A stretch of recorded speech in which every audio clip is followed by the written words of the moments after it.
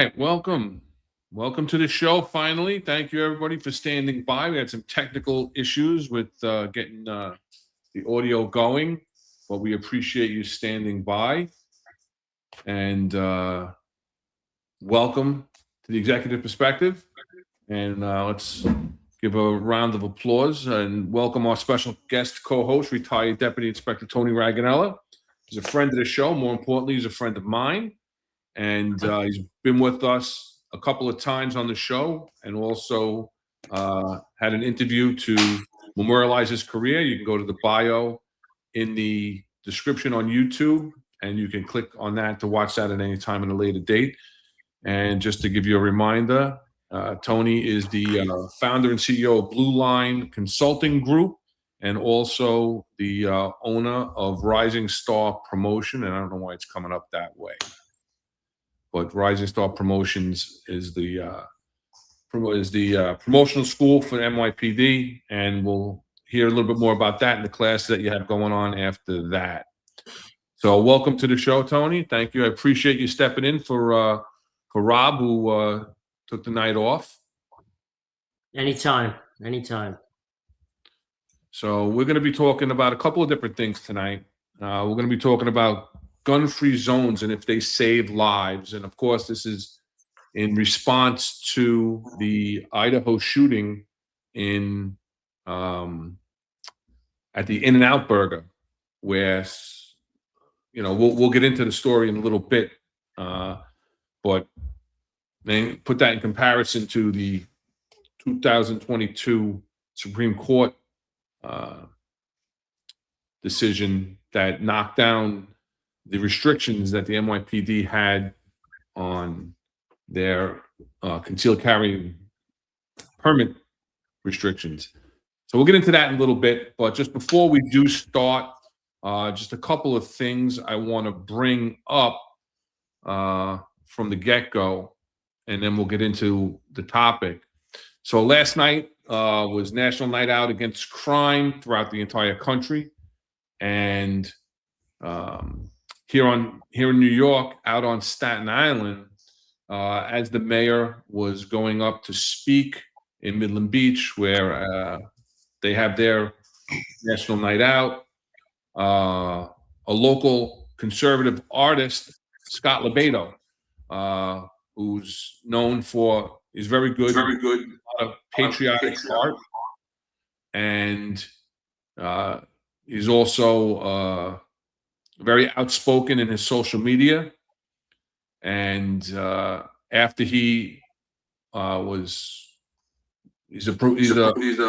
opponent of Mayor Mondami, and he was speaking out against him or to him in front of the stage. And I saw some online clips of this.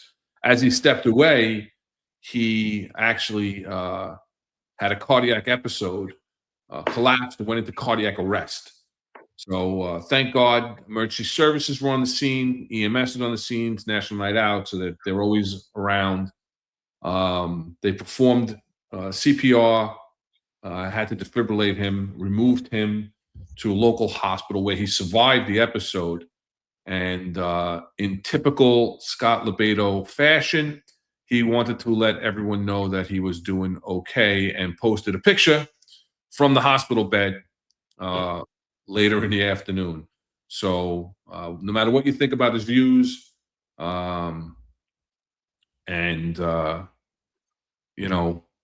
we wish him the best. And, it's a miracle. Someone goes into cardiac arrest, their heart stops. Thank God it happened where it did happen. And ESU, EMS were able to revive him, get him to the hospital. And so I wish him the very best. Again, we don't have to agree with all his views and the ways he goes about it, but we wish him well with that. The second thing I wanted to do before we move on, Tony, I just wanted to bring up a friend of the network, Mike Smith, has been posting a GoFundMe for Kat Curry. She's the wife of Frank Curry, the retired detective from the NYPD. That's Frank in the picture there. They were in Philadelphia. She had a medical emergency, went to the hospital, and while in the hospital, they got some pretty devastating news. I'll read a little bit off of the GoFundMe that Mike Smith, who's a retired NYPD detective himself, has started for them. Our dear friend Kat Curry, devoted wife of Frank Curry's, a retired detective who prior dedicated 20 years of service protecting his community, is now facing the fight of her life. What began as an unexpected illness quickly became a medical crisis. Kat was rushed to the hospital in Philadelphia, where doctors delivered devastating news. Her lungs had suffered catastrophic damage, and she's now waiting for a double lung transplant, her only chance of survival. As Kat fights each day with incredible courage, Frank has never left her side. After spending 2 decades serving others, he now focuses entirely on caring for the love of his wife while trying to remain strong for his family.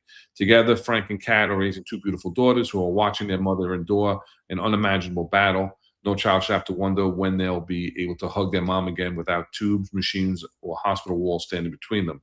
The emotional toll has been overwhelming, but the financial burden is growing just as quickly. Extended hospital stays, transplant-related expenses, medications, rehabilitation, travel, temporary housing near the transplant center, and the loss of income while Frank remains by Kat's side have created enormous challenges for the family. So, I put the link to the GoFundMe in the show description on YouTube. So please, if you can, donate something, anything you can. Every little bit will help for this family. We always talk about being a family and looking out for one another as a police community. And this is one of those times where we're reaching out for additional help. If you can't afford to donate, just share the link. Maybe somebody else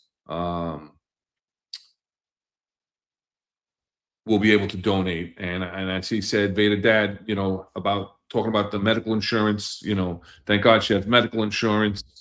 But medical insurance doesn't cover it all. Doesn't cover all the ancillary expenses.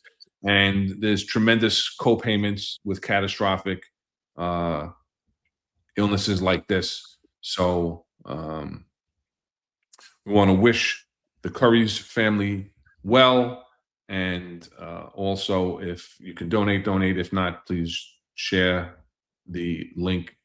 Again, it's in the description of the show, in the YouTube description. So we appreciate that. So how's it going? How you been, Tony?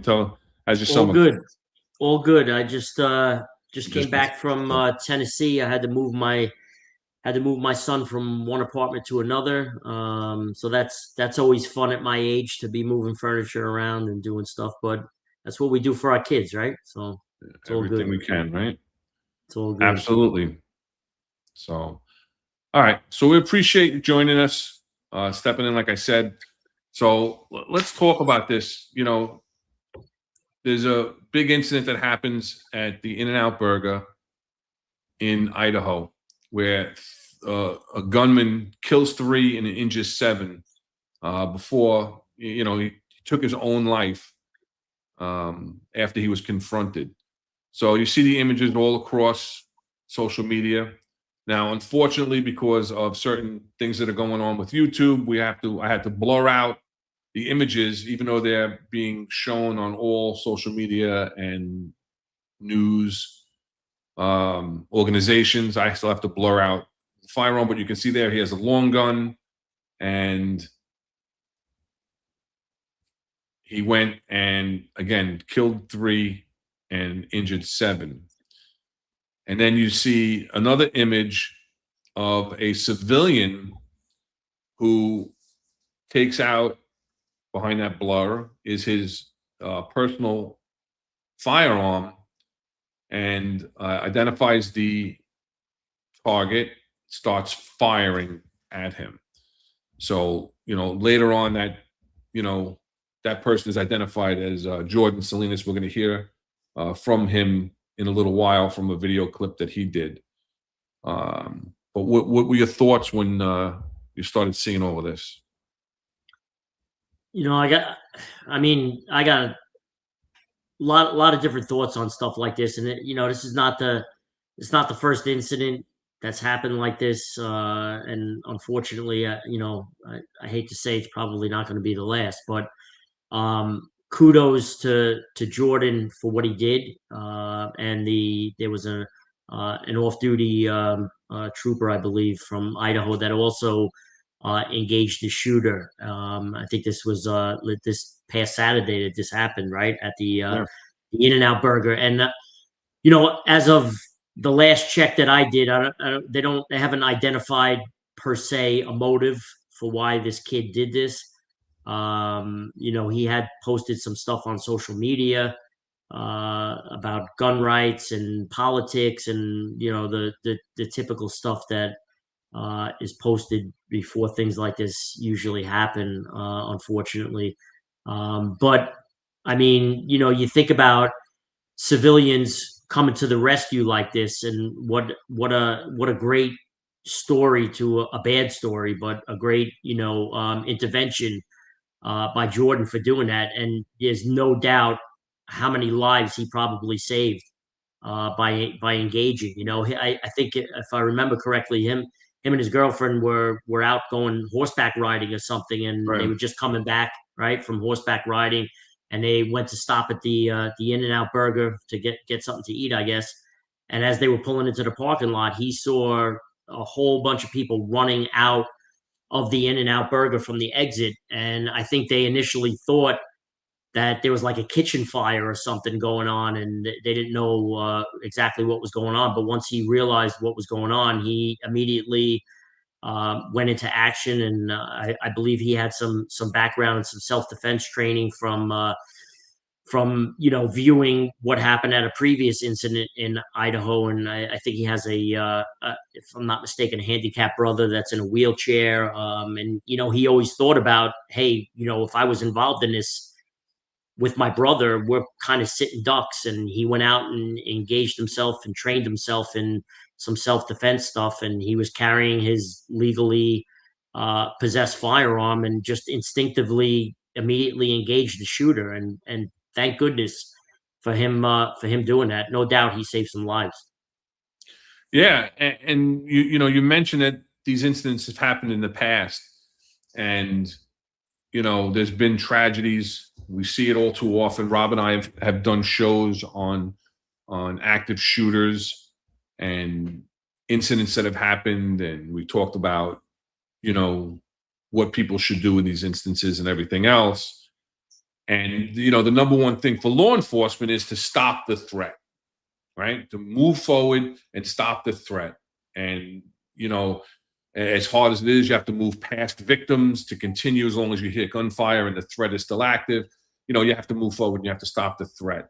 And Jordan Salinas did that, or contributed to that. Like you said, there was an Idaho State Trooper who has not been identified. I don't know why, but has not been identified. And they both engaged this miscreant, Chad Williams, a 24-year-old male white, who, again, like you said, we don't have a rhyme or a reason as to why yet. He doesn't, there's no talk of any kind of manifesto. But the odd thing is that Jordan Salinas started training in self-defense and with his firearm more after witnessing another mass shooting. And he talks about it. It's it's crazy. That's you hear it. I heard it once or twice before, and of people that were at the scene of more than one of these active shooters, mass shootings, and it's got to be an amazing statistical anomaly for that to happen. But a sad case, in fact, that the world has come to it, that this is a second mass shooting in a few years for Jordan Salinas. But I guess, luckily, right, he was a witness to that other one because it made him stand up. Now, That's not to say that this Idaho State Trooper who engaged him couldn't have also by himself thwarted any further violence. So, you know, but, you know, we're going to show the video of the interview of him. In the interview, it shows the video of Jordan Salinas and what he did. And again, I had to go in with some software and to the best of my novice ability, blur out the gun. But you'll get the point. And then we'll pivot and we'll talk about, you know, these gun-free zones, right? Or sensitive locations and gun-free zones that changed after 2022 and get into our thoughts about that. So let me just throw up the video. And it's about 3 minutes. It's a Good Morning America. Not my favorite show, but they're the ones that had the interview. So I'm going to throw that up right now. And let's take a listen. Hailed as a hero after opening fire on the gunman who killed 3 people, wounded multiple others outside an In-N-Out burger in Idaho. He spoke with Trevor Ault, who's in Twin Falls. Good morning, Trevor. Good morning, George. 5 years ago, a gunman opened fire at a mall 2 hours from here in Boise, and Jordan Salinas says that inspired him every single weekend to start training for how to respond to an active shooter. So Saturday, when gunfire was fired here in this In-N-Out, he knew exactly what to do, and investigators say his actions saved lives.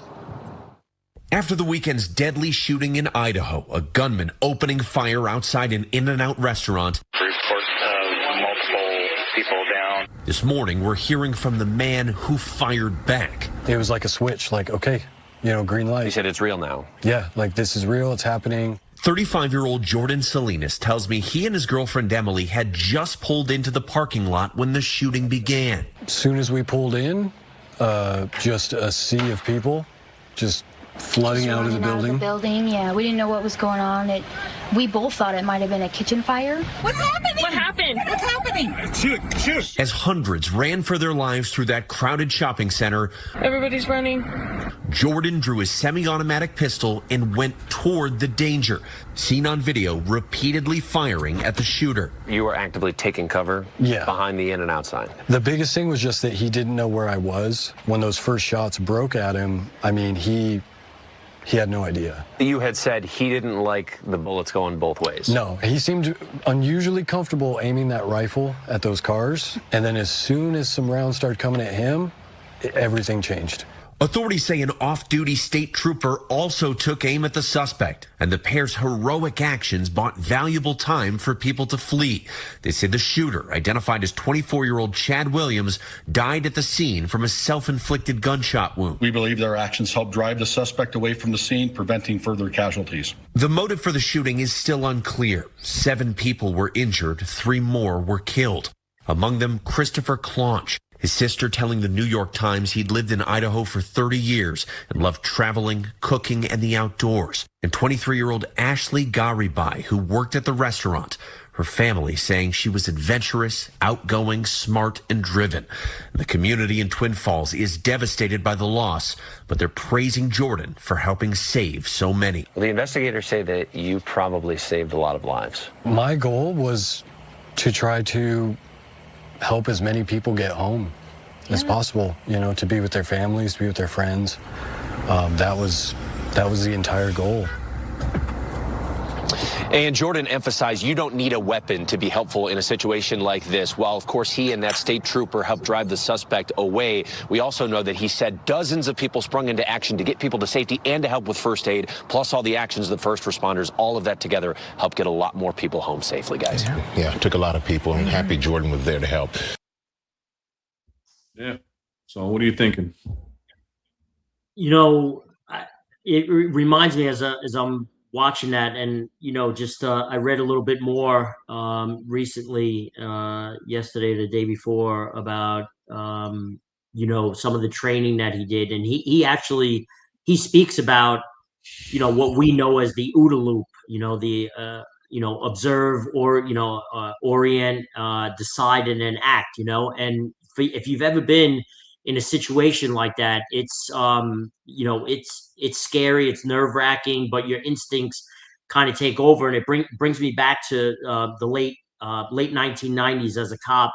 I was working in the task force, and I was with my partner. It was late at night, and we were traveling back from processing a collar at Brooklyn Central Booking, and we happened to be passing by in Bed-Stuy.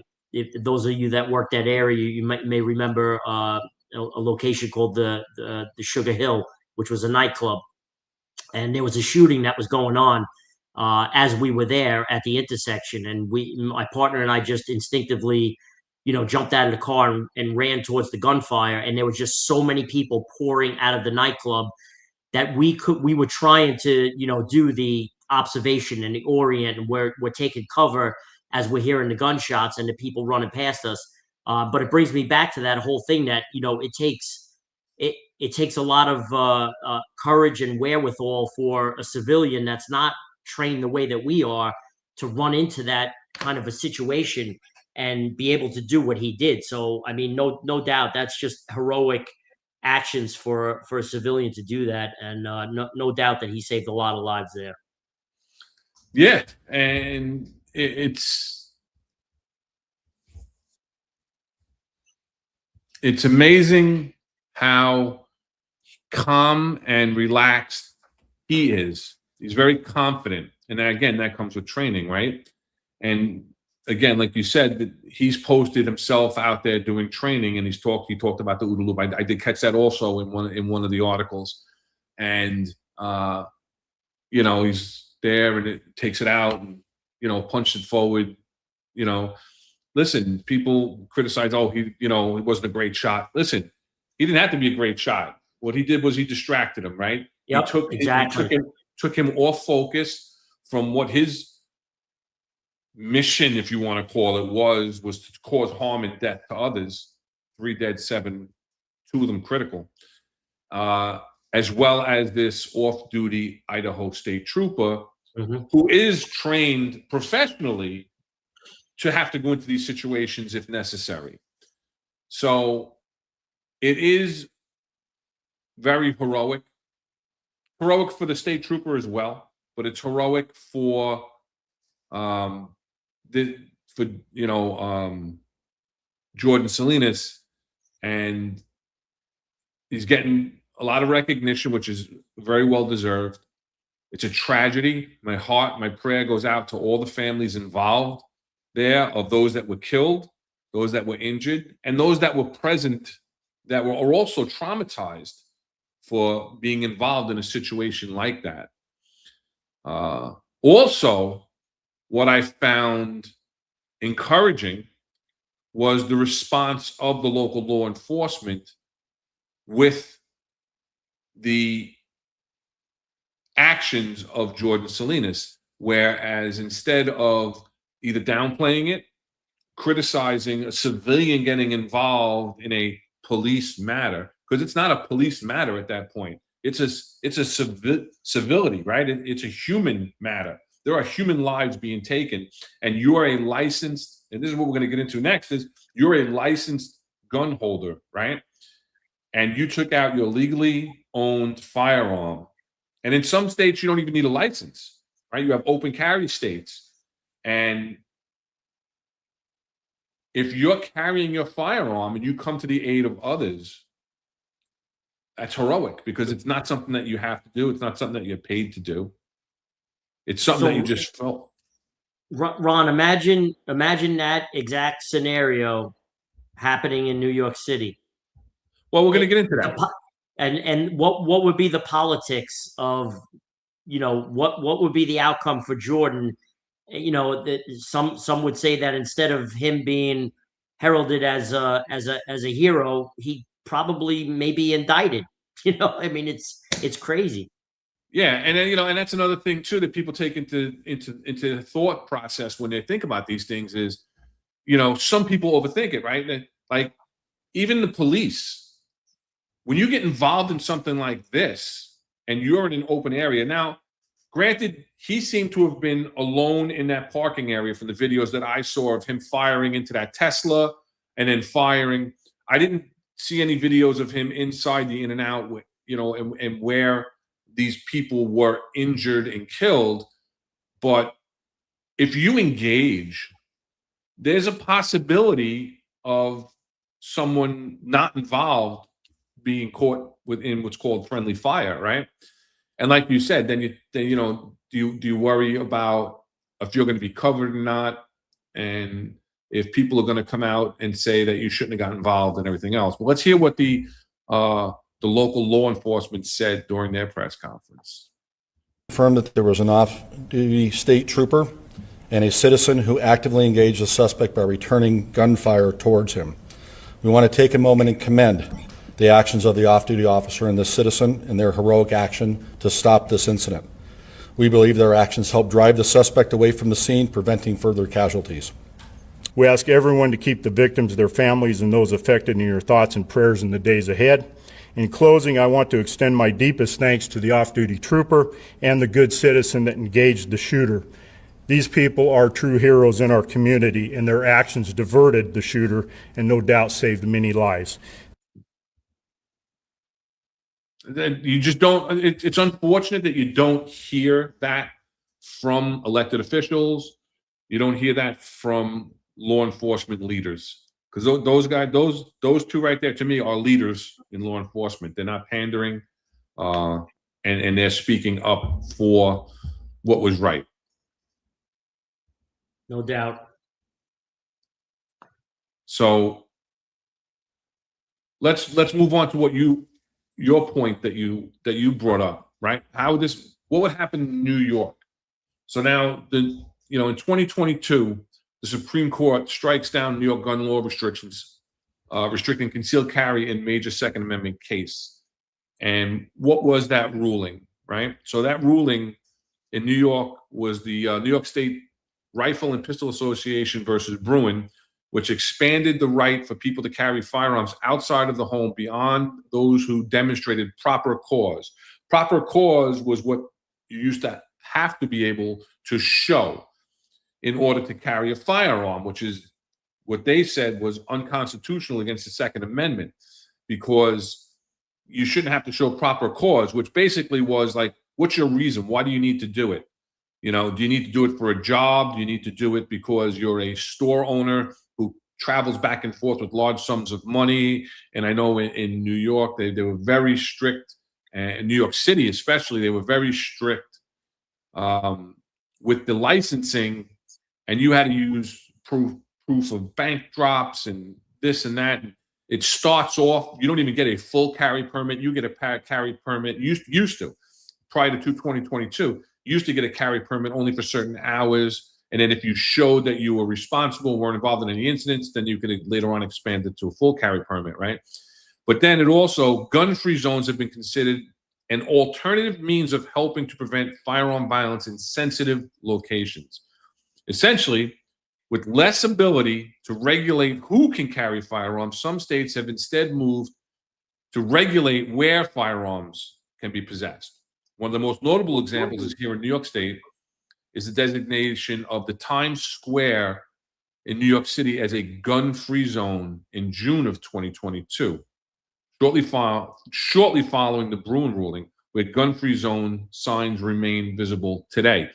So what happened there, right, is that as soon as the Supreme Court came down with this ruling, New York State legislature actually called an emergency session, brought back into session to put in this New York State Concealed Carry Improvement Act, right? It's a gun regulation that they passed in July. So remember, in June, SCOTU puts down their ruling. Right in July, the New York State 8 days later, CCIA, and it tightens the rules for getting a concealed carry permit, mandates extensive safety training, bans firearms from broadly defined sensitive locations, which we'll get into in a minute, across the state. Now, there's been a couple of things that are removed from the original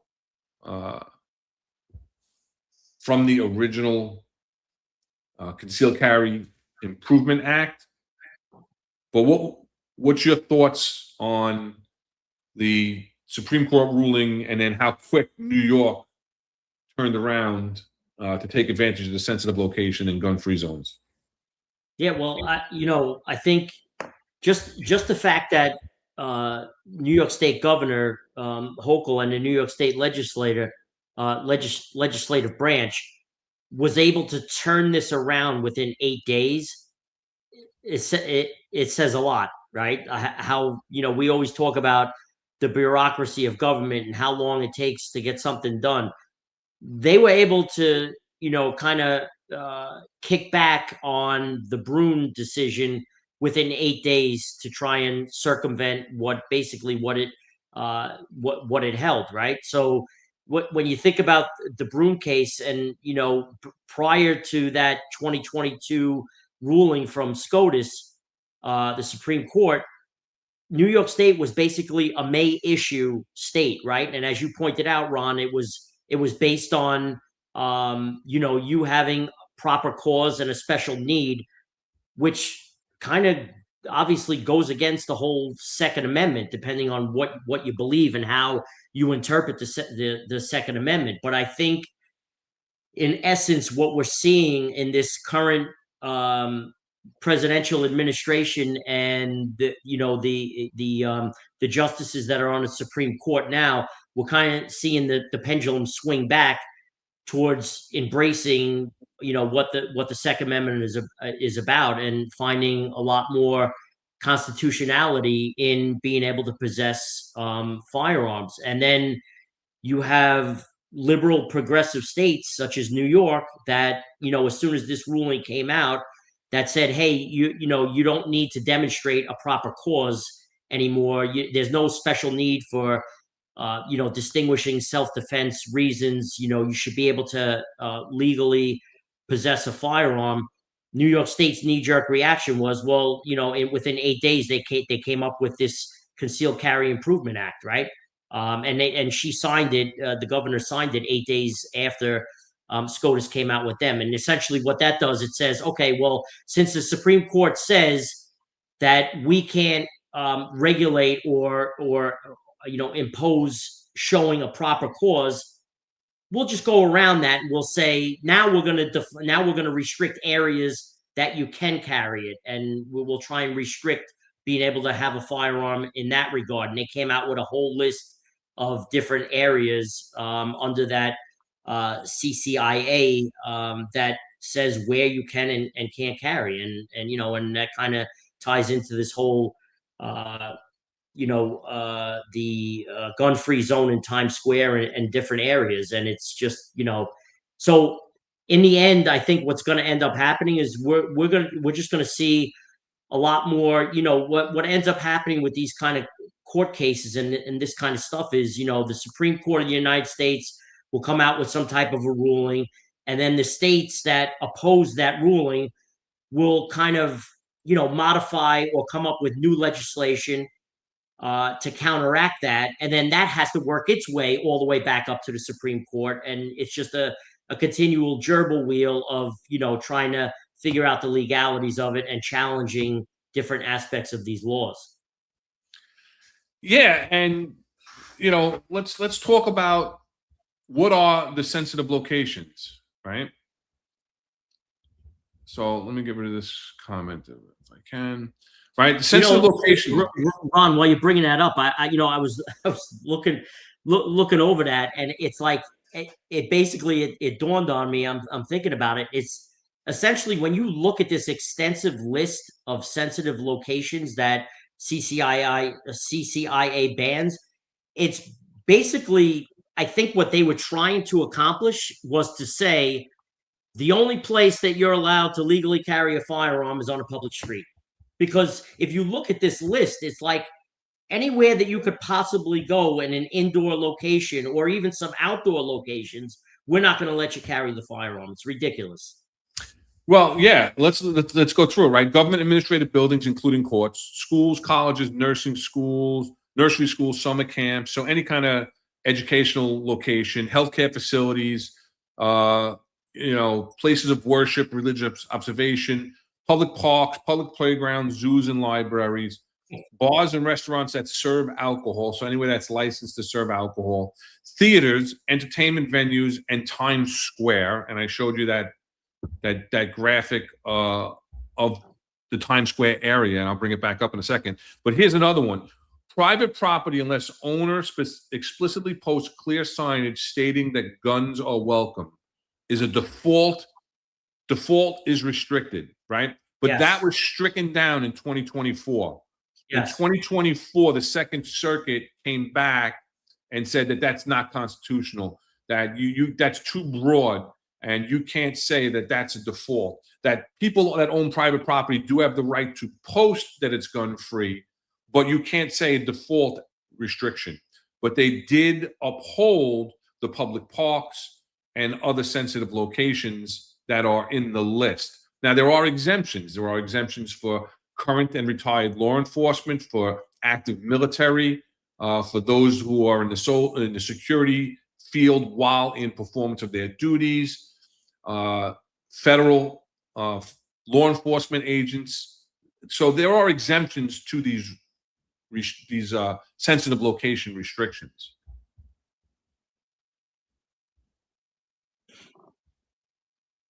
And all right, if you look again, I mean, look at Times Square, right? You're talking about from 53rd from 40th Street to 53rd, from 5th to 9th Avenue, right? 6th Avenue to 9th Avenue.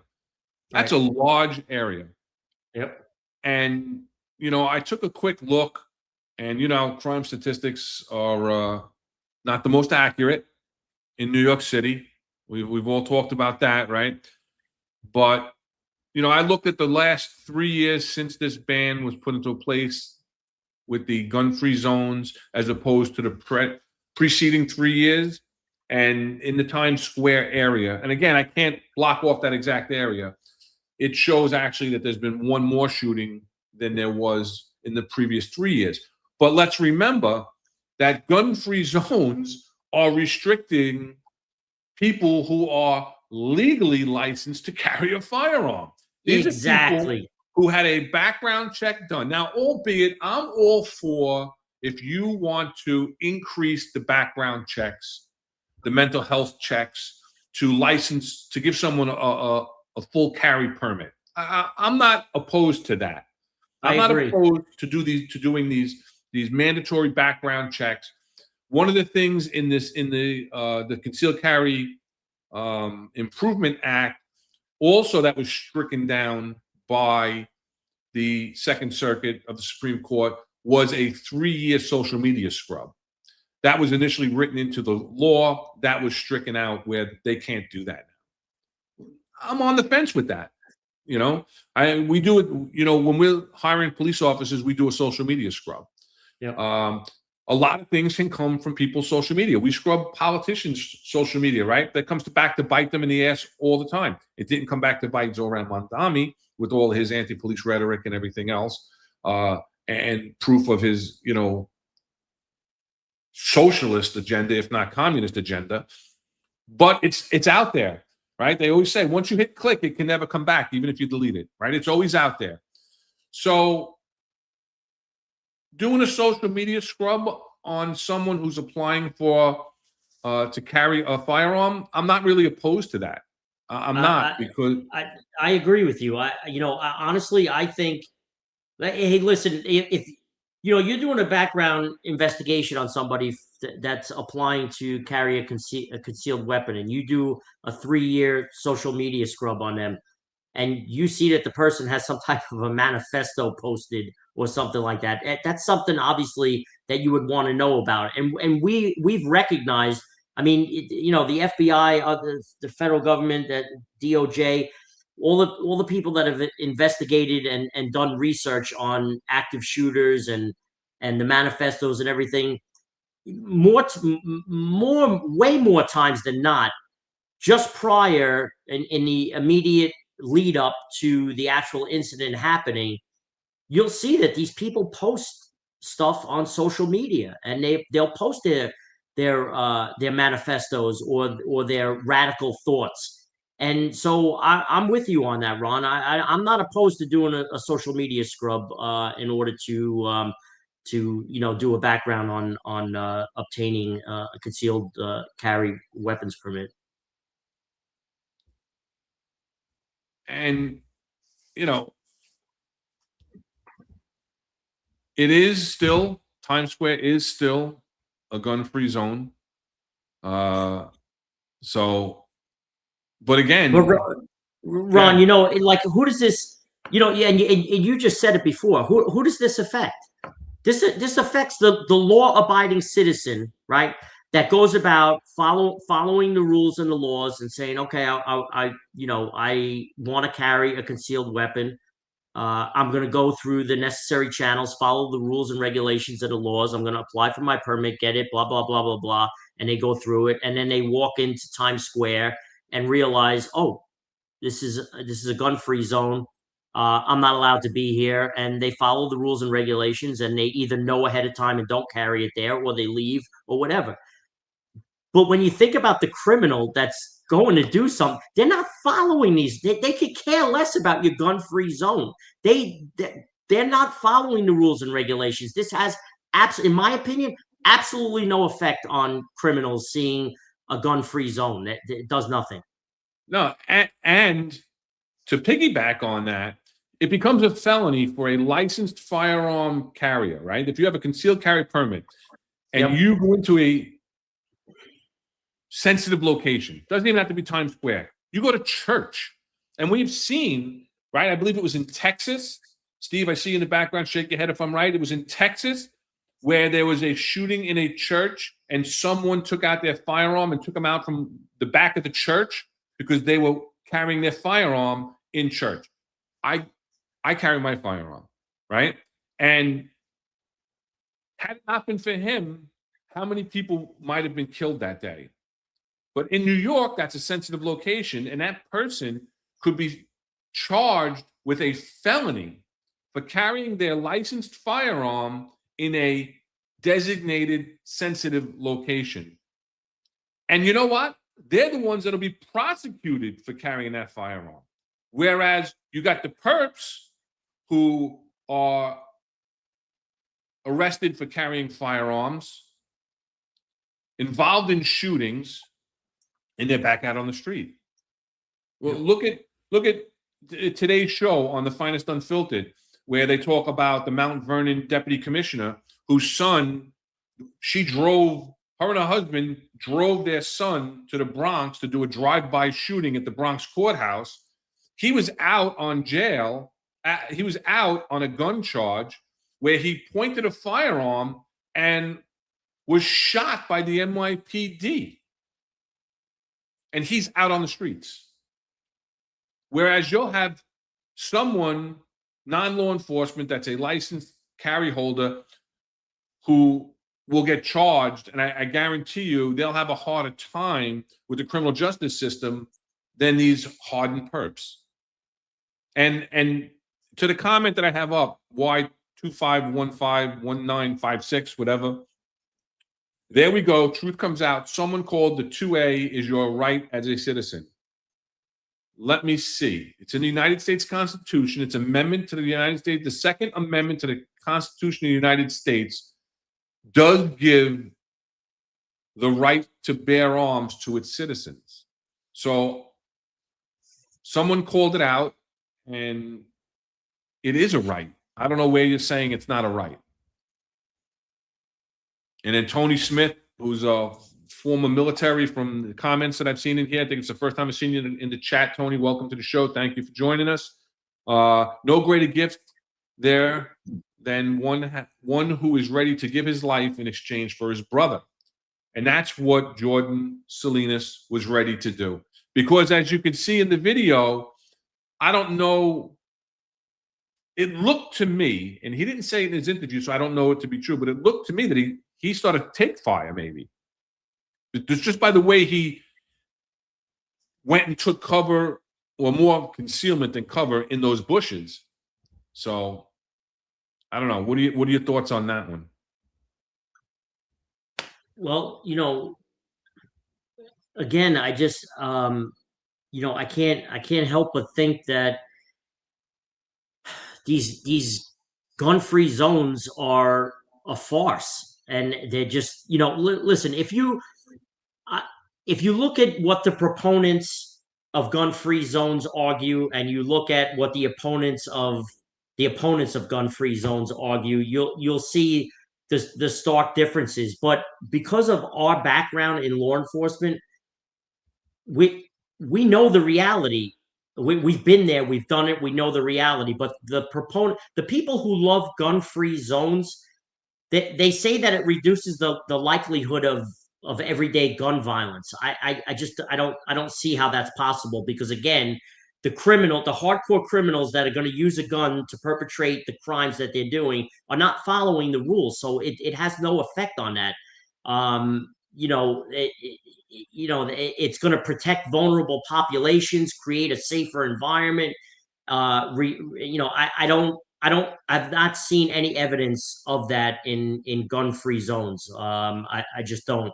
And when you look at the opponents of the gun-free zones, like what we're kind of speaking about, like we said, the hardcore criminals, they're ignoring these gun-free zone laws. They're not even thinking about that.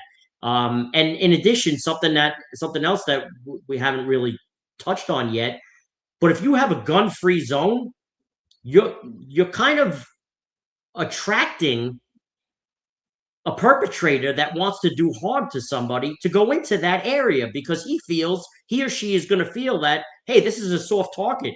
Nobody here is allowed to carry guns. I'm not gonna, like the In-N-Out Burger incident. He kind of, Jordan, by firing back at the individual that was doing the active shooting, he kind of interrupted that OODA loop and distracted him from what as you called it, his mission of shooting innocent people. He was now distracted trying to figure out where this other fire is coming from, and that delayed the response of him being able to carry out what he was trying to, right? But he, felt that an In-N-Out Burger, I guess, is, kind of like a soft target. So why would we advertise this is a gun-free zone? Come on in. There's no guns here.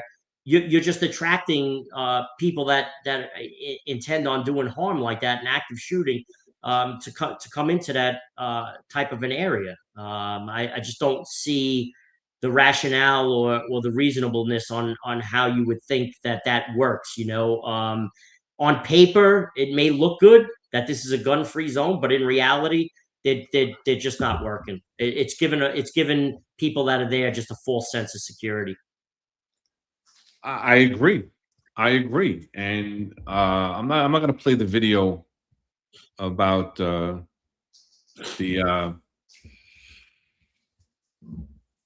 when they changed the law in New York City, but I think we covered it well enough.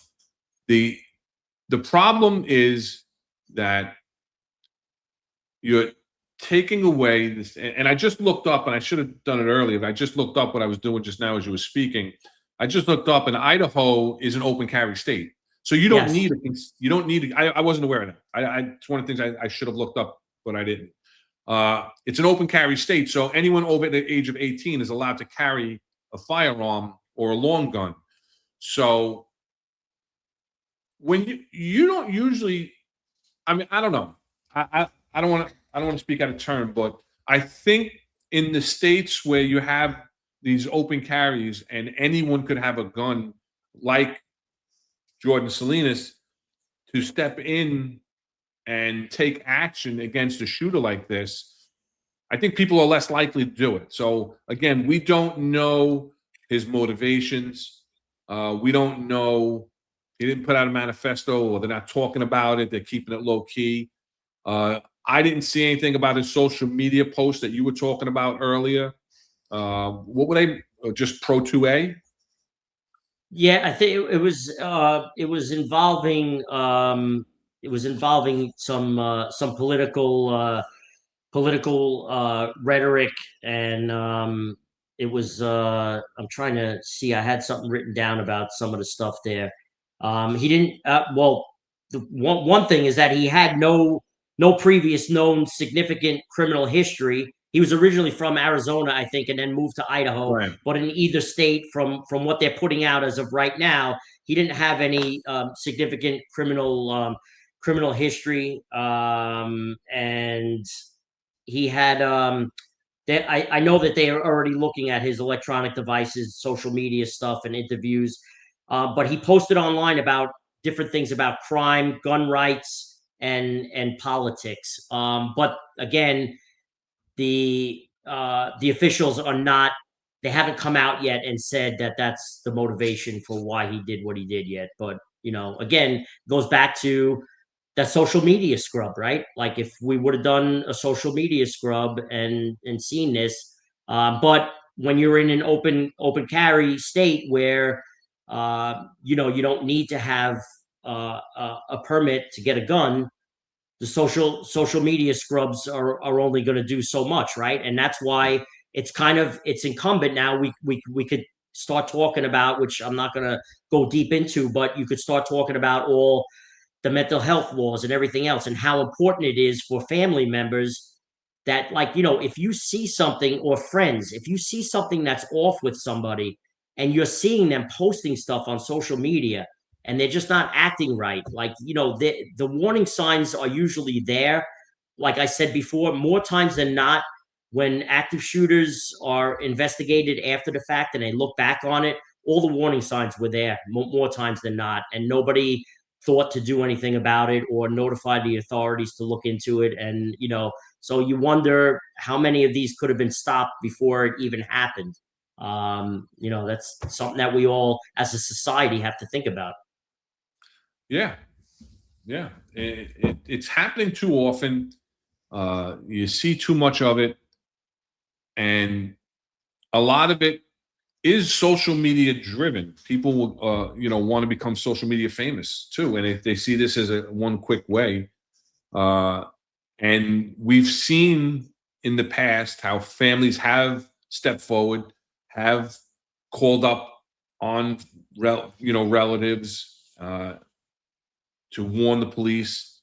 In some aspects, it's prevented, and in some other instances it hasn't. So yeah. And Ron, here's one other thing that we didn't really talk about either, and thankfully Jordan, the hero that he is, luckily didn't get involved in this. But one of the things that I always worry about, like, as I now I left New York. I moved down to the great state of Florida, where we also now have open carry, and anybody over the age of 18 is more than welcome to carry a firearm. And so that when you go out, the majority of people they have firearms on them, right? The one thing that worries me sometimes is the law enforcement response when an active shooter incident happens and you have a hero like Jordan there already on scene before law enforcement gets there. What worries me is that, identifying who the perp is and who the good guy is, right? That's trying to help out, because as law enforcement immediately gets on the scene, you see one guy with a rifle and another guy shooting at him. Now the police officers that are there have to immediately go through their OODA loop to figure out, wait, who's the good guy and who's the bad. So that's one downside to a lot of civilians carrying their own firearms and getting involved and being heroic like this. It could pose some issues for law enforcement that are responding to try and figure out who the friend or who the foe is. Yeah, and that's true, because when this was first being reported somewhat live, it was reported about multiple shooters, right? Yes. So you have, the Idaho State Trooper obviously is readily and quickly identified to law enforcement, but Jordan Salinas maybe not. And yeah, very easily could have responding officers, because job was coming over as multiple people shot, people down. And if there was officers that were very close to the scene respond, and they pull up, and Jordan Salinas was closer to the main road than the perpetrator was, they could have come across him first firing, because he fired multiple shots, did a stutter step forward, fired multiple shots again. Yeah, he could have, I think he would have been smart enough to not turn his weapon towards the police. But you have tragedies, and it does happen, because if the police roll up and he's firing and they engage without, there's no law that says you have to order the person to drop their firearm and have them drop their firearm and comply before you take action.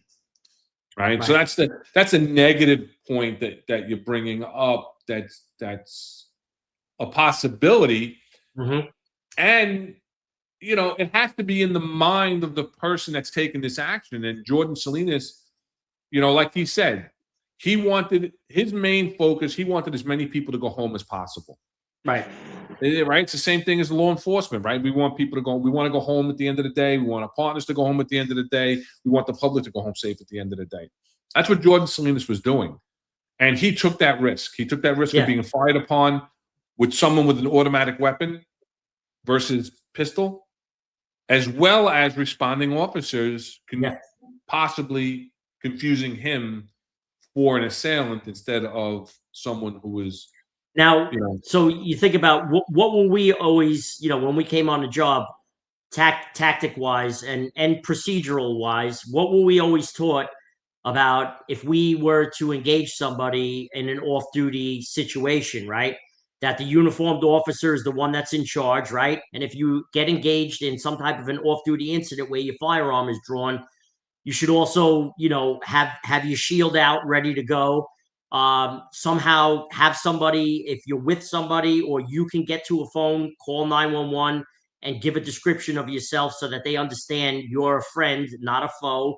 And I hope that if civilians are training themselves, like Jordan was, that hopefully that they understand stuff like that so that they don't, become an unintended, target of law enforcement when they roll up, so that 911 gets a heads up that, hey, there's an active shooter going on at the In-N-Out Burger, and I'm legally carrying a firearm and I'm engaging the person. Or, if he left his wife in the car, immediately tell the wife, hey, listen, just hurry up and call 911 and give a description of me, and I'm going in to engage this guy, or something along those lines, Yeah, and again, back to the statistics of will gun-free zones save lives and reduce violence and reduce gun violence?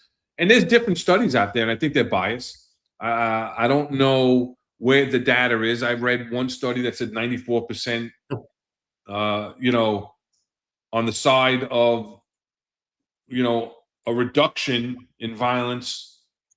And then on the other side, you see, a 64% increase in violence.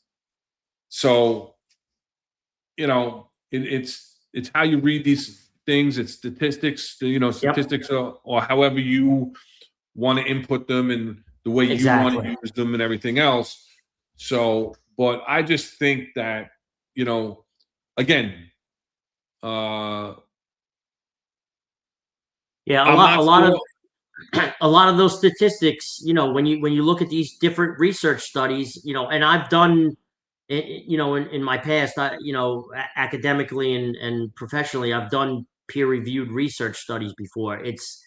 It's all how you manipulate the statistics, whatever agenda, listen, you could give me a statistic on anything and I'll find something that contradicts it. Like, it's the way you input and gather, the raw data and how you manipulate the statistical analysis of it. You can make a case for anything, So, I mean, when you look at, just the real world evidence of what we know as in the jobs that we've done, we know that, these gun-free zones are just a crock of crap. They really are. You can show me whatever statistics you want. I'm not buying it. I agree with you. I don't know that I would be in favor of New York State becoming an open carry state where anyone that's over 18 years old could carry a firearm. I don't know. I know people that live in Texas, people that live in Florida, and other open carry states, Idaho, I guess, will will argue, that you have the freedom, and I don't know that there's more statistical, again, violence in those states, gun violence. They say that, not having these firearms readily available in these gun-free zones is what's going to reduce the violence, because people, if it's not there, they have to take the time to reconsider, rethink, to go get the firearm before they'll use the firearm. But again, those people should be, in my eyes, if possible, because it's not always possible, just like it's not always possible to weed out someone coming into the police department that shouldn't be a cop, right? There are people that are going to get firearms that are going to present the proper paperwork and aren't going to have those red flags that are going to prevent them from getting a firearm until something happens, right? But, I don't agree with the gun-free zones. I think that if you're vetted and that you have a license and you have a concealed carry license, that you should be able to carry that license anywhere. And again, I'll say, if you're a private business, you have every right to ban anyone from coming into that business with a firearm, just like you can ban anybody else. It's a trespass, right? You can say, I don't want anybody here with firearms. Okay, that's your right, but then you're taking on, you're going to lose the customer. Okay, you're willing to do that. And to me, you're losing, free security.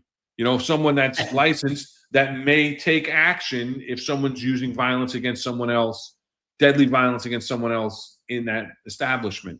And it's the same thing in these gun-free zones, that if you have people that have been vetted, have been trained, because when you have a carry concealed license, you must get, requalified with training at licensed ranges and whatnot. You don't just get your license and you can carry a gun forever. You have to show that you're going for qualifications, and you have to go for the 16-hour course to get that license and whatnot. So having those people who are trained properly, if trained properly, and had the background checks done in any area, I believe makes that area safer. So we're an hour and 3 minutes in. We got a little bit of a late start because some technical difficulties at the beginning. And we talked about what's going on with the In-N-Out Burger shooting in Idaho and how it relates to the gun-free zones that were established and the sensitive locations that were expanded post 2022, when the Supreme Court struck down the licensing restrictions for New York State, which, because it was the Supreme Court, is now case law throughout the nation. So with that, anything else on that, Tony? Or because I know we got Steve in the wings. He's been sitting by patiently, and we're actually right about on time when I told him that we're going to come on. But anything else on this? No, I think we're good. I just, like I said, I just think that, you're seeing the pendulum swing again with the administration. We're getting back to, looking historically backwards at what the intent of the Second Amendment was. And I think that you're going to see more and more litigation and legislation that's going to kind of embrace that until there's a different administration that comes in and the pendulum swings back the other way. But this is kind of what we're up against, and we got to kind of deal with it. Yeah. So let's hit the like, share, and subscribe, like Terry Manane always says. Get the algorithm going. We got a bunch of people in the chat, about 200 people watching on all the different networks. It's a little light today over on YouTube. Get those people that are watching, especially on X. We have a lot of people watching on X right now. If you come over into YouTube, you get into the interactive chat. There's a lot of side chatter going on today in the chat. That's why I'm not posting a lot of it, because it's back and forth with themselves. So let's try and keep the chat on target, and we'll get you involved in the show. But let's hit the like, share, and subscribe. Get that algorithm going. But if not, let's move on. Our second topic, we're going to talk about, you got the upcoming 25th anniversary of the September 11th attacks on the World Trade Center, the Pentagon, and the plane that went down in Shanksville. So besides the 25th anniversary, I can't believe it's 25 years already. It's amazing. We're going to talk about the illnesses. We're going to talk about the continued toll that attack has taken on people of the United States, and especially in law enforcement. And we're going to bring on a good friend, to the show. He's been on before, and he is a retired NYPD lieutenant and the director of Officer Down Memorial Page. So with that, let's invite up to the stage retired Lieutenant Steve Weiss. How are you, Steve? What's going on, brother? Hey, Ron, thanks for having me on. I'm doing well, thank you. Hey, Steve. How you doing? Hey, Tony, how you been, man? All good, all good. Tony and I go back all the way to the 8-1, 20 years ago. Yeah, good times. Oh, yeah. There you go.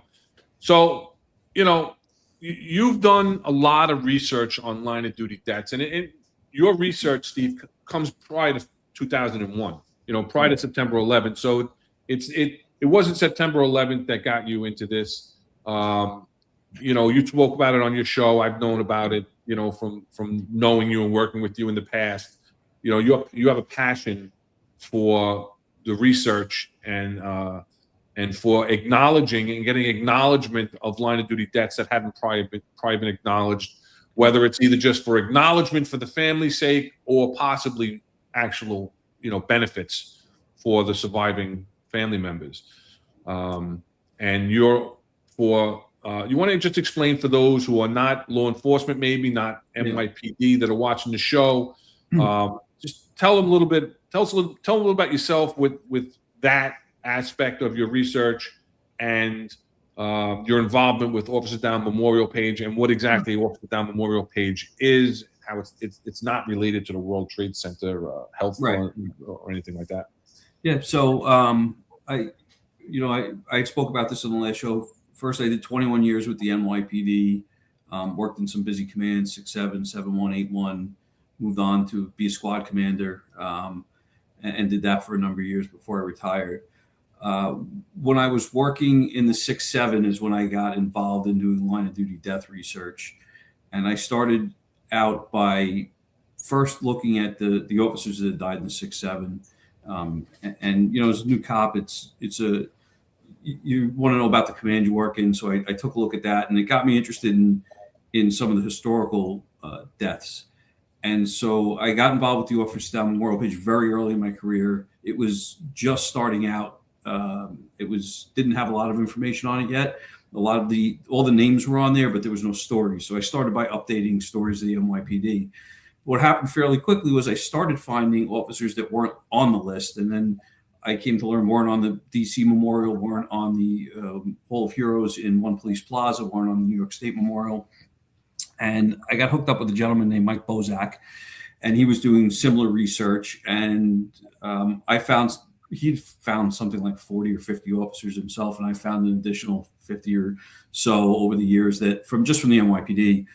And so I started kind of on this mission to find officers from all over the United States that hadn't been recognized, but either their departments forgot about them because of just the time that had passed. Criteria for line of duty deaths sometimes changed, and so some of these vehicle-related deaths and some non-combat or confrontation situation line of duty deaths kind of didn't get memorialized. And my team over at the Officer Down Memorial Page now has found thousands of officers from all over the United States. I focused a lot on New York. I found New York City Sheriff, NYPD, Lynbrook, New York, Oyster Bay, all over the place. And at the beginning of this is right when 9/11 happened. I started doing that research probably in mid-2000. 9/11 happens. We lose 23 officers from the NYPD. For those of us that were involved, we remember waiting, first we had heard all kinds of rumors, right? It was 1,000 officers killed, hundreds of officers killed. The whole Manhattan South Task Force was taken out. Like all those things were going around the precinct. And it was, I want to say it was maybe a good week before we learned what the tally was from the police department, both from NYPD and Port Authority. You remember they made that poster that they hung up in all the precincts. And so we started adding those to the roles on the Officer Down Memorial page. I never could have imagined that it would have expanded into 9/11 related deaths, because I just don't think it occurred to anybody at the time that there was a danger or a significant danger that we would be getting sick 25 years later from this. And so the ODMP has grown to become probably the most recognizable law enforcement memorial in the world. It's odmp.org. We've gone through a lot of changes in the programming. We have memorial grants. We have a guide for departments on how to handle line of duty deaths, both from the internal aspect of like how to deal with the officers to financial considerations for the families and benefits that are available both in the states and federally. And so it's grown from there. But one of the things that has struck us is the number of 9/11 related illness deaths, which is at 450 for the NYPD, which far surpasses the number of officers killed on that day. And when you add in other law enforcement agencies, both from the ground zero and also working at the landfill and then the Pentagon site, that number grows to 607. And that's up until probably the middle of last year. We wait until the agencies officially notify the National Memorial, unless we have some overwhelming evidence. There are a couple from some departments in 2006 that are on there. And that's just the deaths, right? We don't really have a great idea of how many officers are sick or have quality of life has been significantly reduced due to illness. Like what we know is there's about 140,000 people in the health health program, and we know like about 7, and that's between law enforcement and civilians. Because remember, this isn't just a law enforcement issue. There were civilians that were exposed. We were all, for those of us that were down here, and all three of us were. We know there was construction workers. There was food people serving food to all of us that were down there. Iron workers up there cutting up the towers. Yep. Right. So we know there's about 140,000 people in the health program, and we know through their records about 50% of them have at least one certified illness from 9/11. So, and about 86,000 of them are first responders that are in there. So you cut that in half, and you kind of extrapolate that 50%. You go in with 43,000 first responders that are probably facing some type of illness, if not multiple illnesses. From 9/11, some of them, you hope are not fatal. Some of them eventually will be fatal. And I don't think that there's, I don't think there's too many officers that worked around 9/11 and were on the job in the early 2000s and the late 90s that don't know one or two people that have died from 9/11 related disease. And both of us know Paul Ferreira. I worked with him in the 8-1. You were the CO of the 110. He was a sergeant there. He was a cop, worked for me when I was a sergeant. Vito Moro worked in the 6-7 with me. Just recently, Sandro Rosati, who was a lieutenant in the 6-7 with me, passed away. So we all know people that continue to get sick, that are sick, and unfortunately have passed away from this. And it's not something that's going to go away. The highest death toll happened in 2021, 20 years after the towers fell. And so, the latency period for some of these diseases is long, 15, 20 years. And that's why you're seeing people still get ill. It wasn't you breathed in the toxins on Monday and on Tuesday you were sick. You breathed in those toxins on, September 11th and the weeks after that we were down there doing rescue. And 20 years later, you're sick. You're retired, and now you're sick from something that happened at the beginning of your career. You were a rookie. Maybe you were even a gray shirt. They sent them out to the field, and now that kid that was in the academy, out in the field 25 years ago, in his first couple of weeks of the academy, is now ill beyond anything he can imagine from something that happened all those years ago. It's hard to fathom. It's almost hard to believe the numbers are so high. Yeah. It kind of ran through everything. Yeah. Oh, he asked me for the overview, and yeah. No, he gave a full concept presentation, so I couldn't be questioned. Yeah, the old squad commander came out in you. Yeah, but it's the truth, like you were saying. Tommy Joyce, thanks for joining us. It's good to see you in the background, my friend. But yeah, like you said, we lost 23 on that day, and 450 officers who have later died. So you're talking about, when you look at the overall deaths of all NYPD, right? And there's a graphic you sent, the predecessor, agencies prior to it being established at the NYPD that are recognized by the NYPD, is 1,309. 450 deaths. That's over 34% of all line of duty deaths are related to 9/11, and that's over the entire history. Back to all the way back to 1845 is I think where it goes back to, and that's a huge percentage. That's a huge percentage, and as far as the numbers, of those that are enrolled, over the lifetime, that 13,862, 130,862 are people that are currently enrolled in the program. But in the lifetime of the program, it was 144,262 is the number of those. So 7,400 people have either died or been removed from the program, or left the program, which people don't leave the program, right?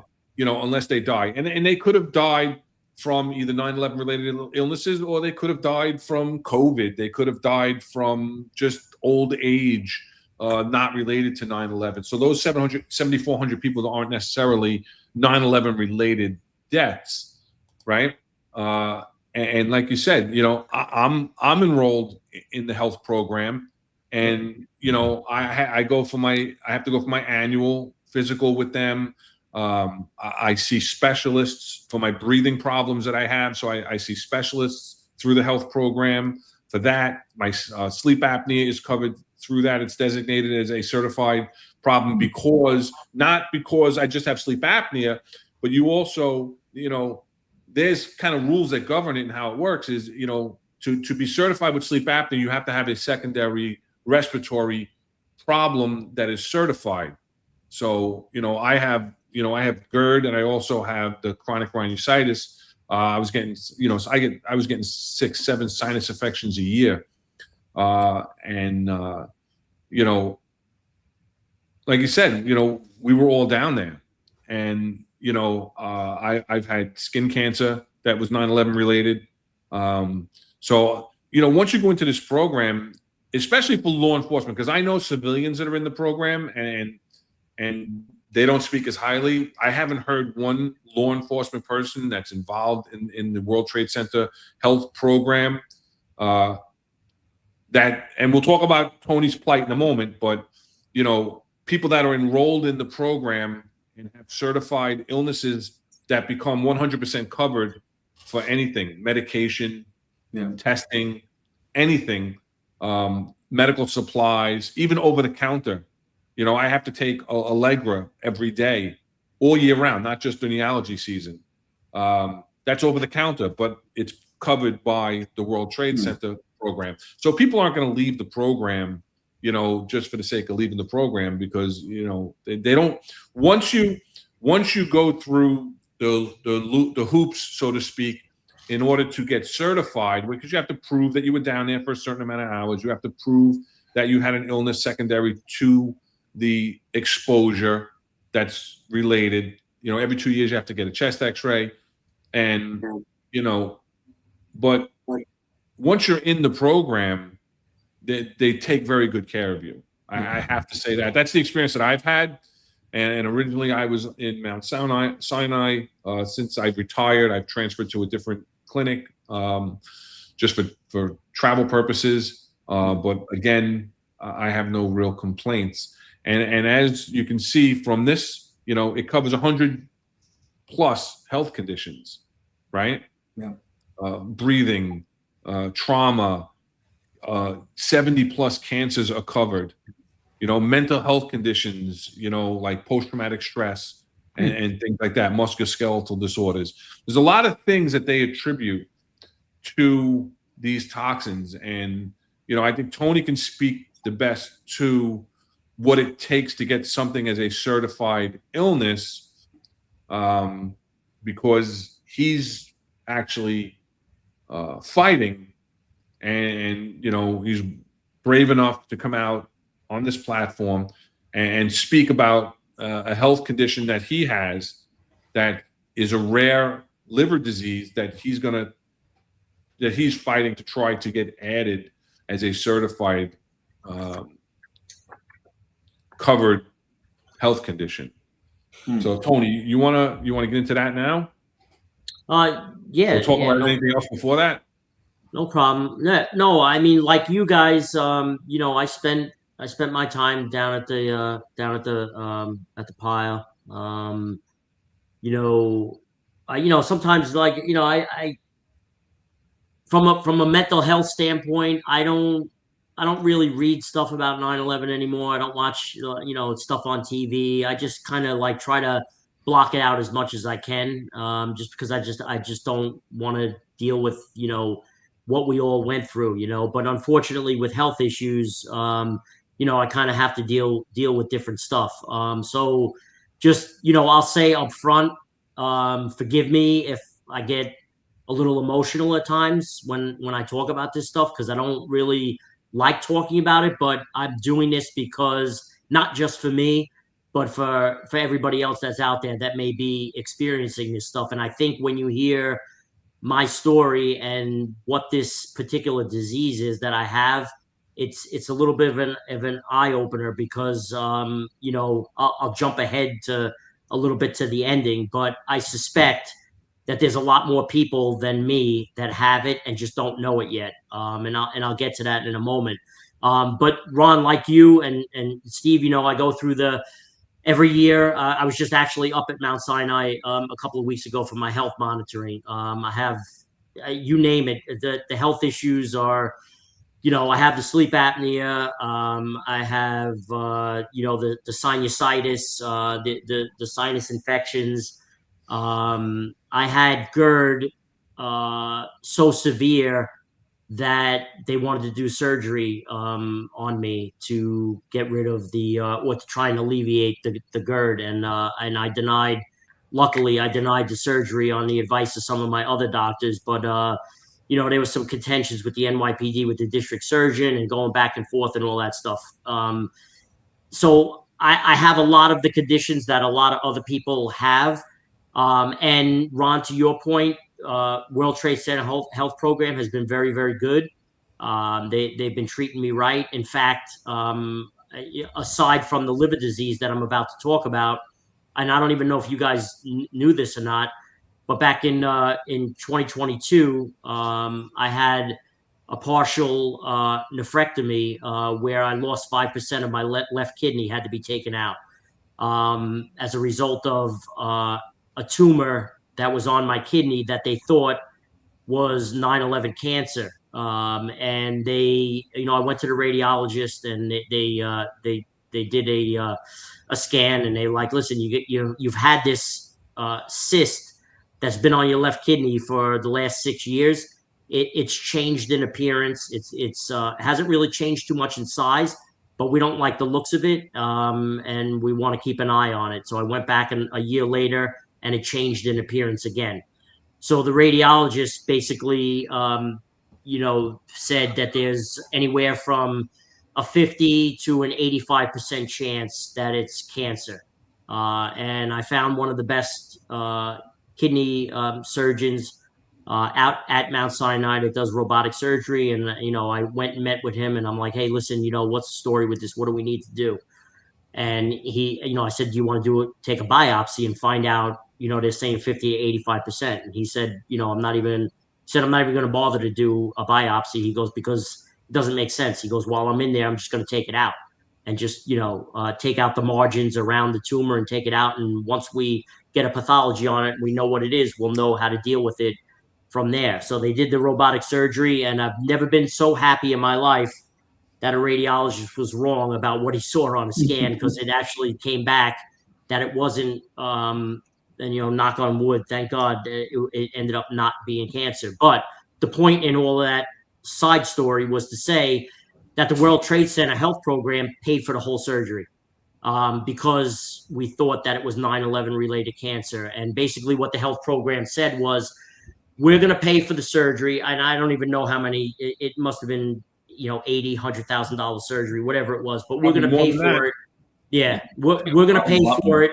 Yeah. But they said, we'll pay for it. And if it turns out to be cancer, we'll continue to pay for everything and take care of you. If it doesn't turn out to be cancer, then any follow-up care, you just have to go through your own health insurance. And I'm like, well, that's, I can't ask for more than that. No. So luckily that all worked out. But that being said, so yeah, I have a whole bunch of different things going on. But the thing that I wanted to bring attention to and try and explain how hard it is with the bureaucracy and everything that goes on to get a condition covered. I will go all the way back to 2004 to start with. And that was obviously, you do your math, 3 years after 9/11. I was getting some routine blood work done for something. I don't remember what it was. It was some type of a medical procedure or something. They did some blood work, and a doctor came in and said, hey, you have elevated liver enzyme function test. And I'm like, okay, well, what does that mean? They're like, well, just go to your primary care doctor and let him follow up with you and look at it and see what's causing that. I'm like, okay. So I go to my primary care doctor shortly thereafter, and he looks at everything. He goes, well, then, the function tests are not significantly elevated, but, it could be from other medication that you're on, that could be causing it. I'm not too concerned about it. We'll just follow it. I'm like, okay. So you believe your primary care doctor, you believe what they tell you, and flash to almost 20 years later.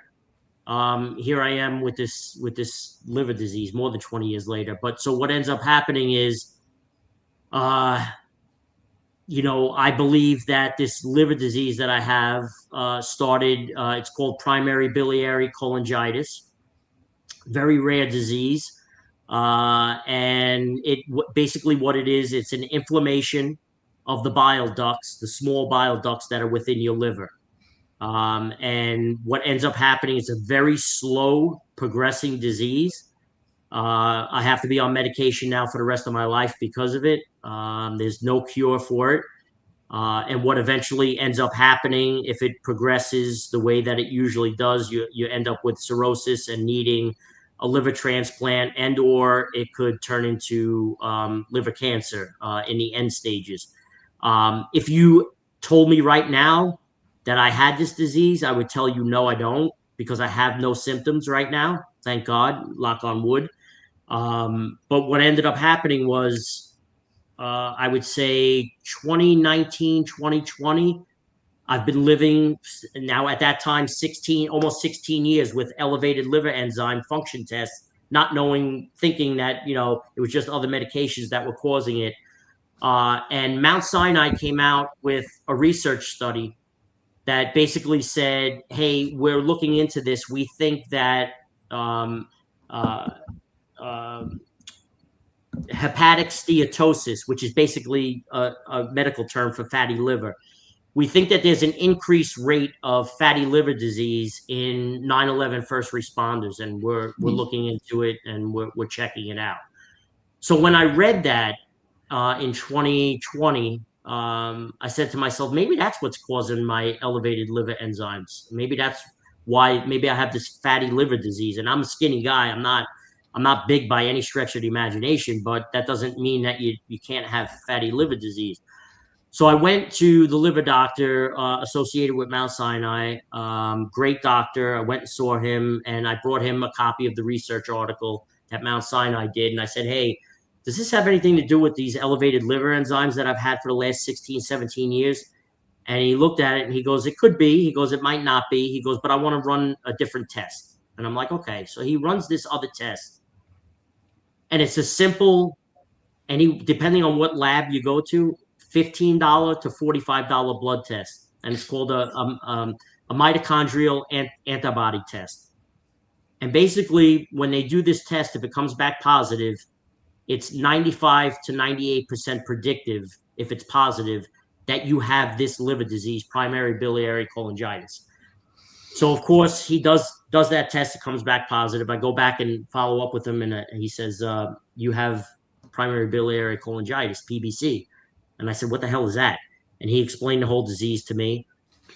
And I said to him, well, like, what do I do? How bad is this? He goes, you know, it's slowly progressing, but it could get worse. We're going to put you on medication for the rest of your life that you have to take, and we have to follow you every 6 months.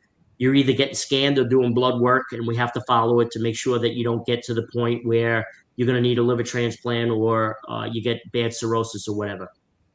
Now, I will tell you, I've never smoked. I'm not a heavy drinker, socially here and there. And the causes of this PBC in the any pictures. Yep, the research that I've done, they think that there's two causes. It's an autoimmune disease where the body something triggers your autoimmune response, and the liver starts to attack itself with the small bile ducts getting inflamed. But they think that there's one of two causes that are doing it, either hereditary with genetics or exposure to toxins.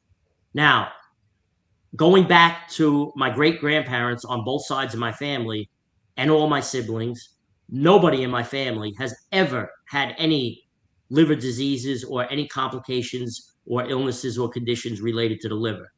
So that leads me to believe that something with toxins, right? And then more research I did, I found research studies about the contributing factors of toxins, being exposed to different types of toxins, which are certainly found in the World Trade Center debris that we all breathed in and we were exposed to. Those type of toxins could cause this particular disease, right?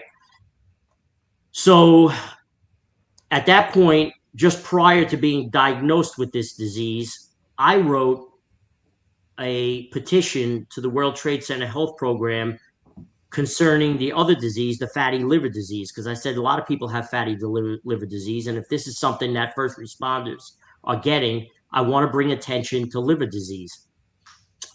So I wrote my petition to the World Trade Center Health Program, only to find out that it is probably the slowest moving bureaucracy machine that I've ever seen, right? You have to go through a whole process.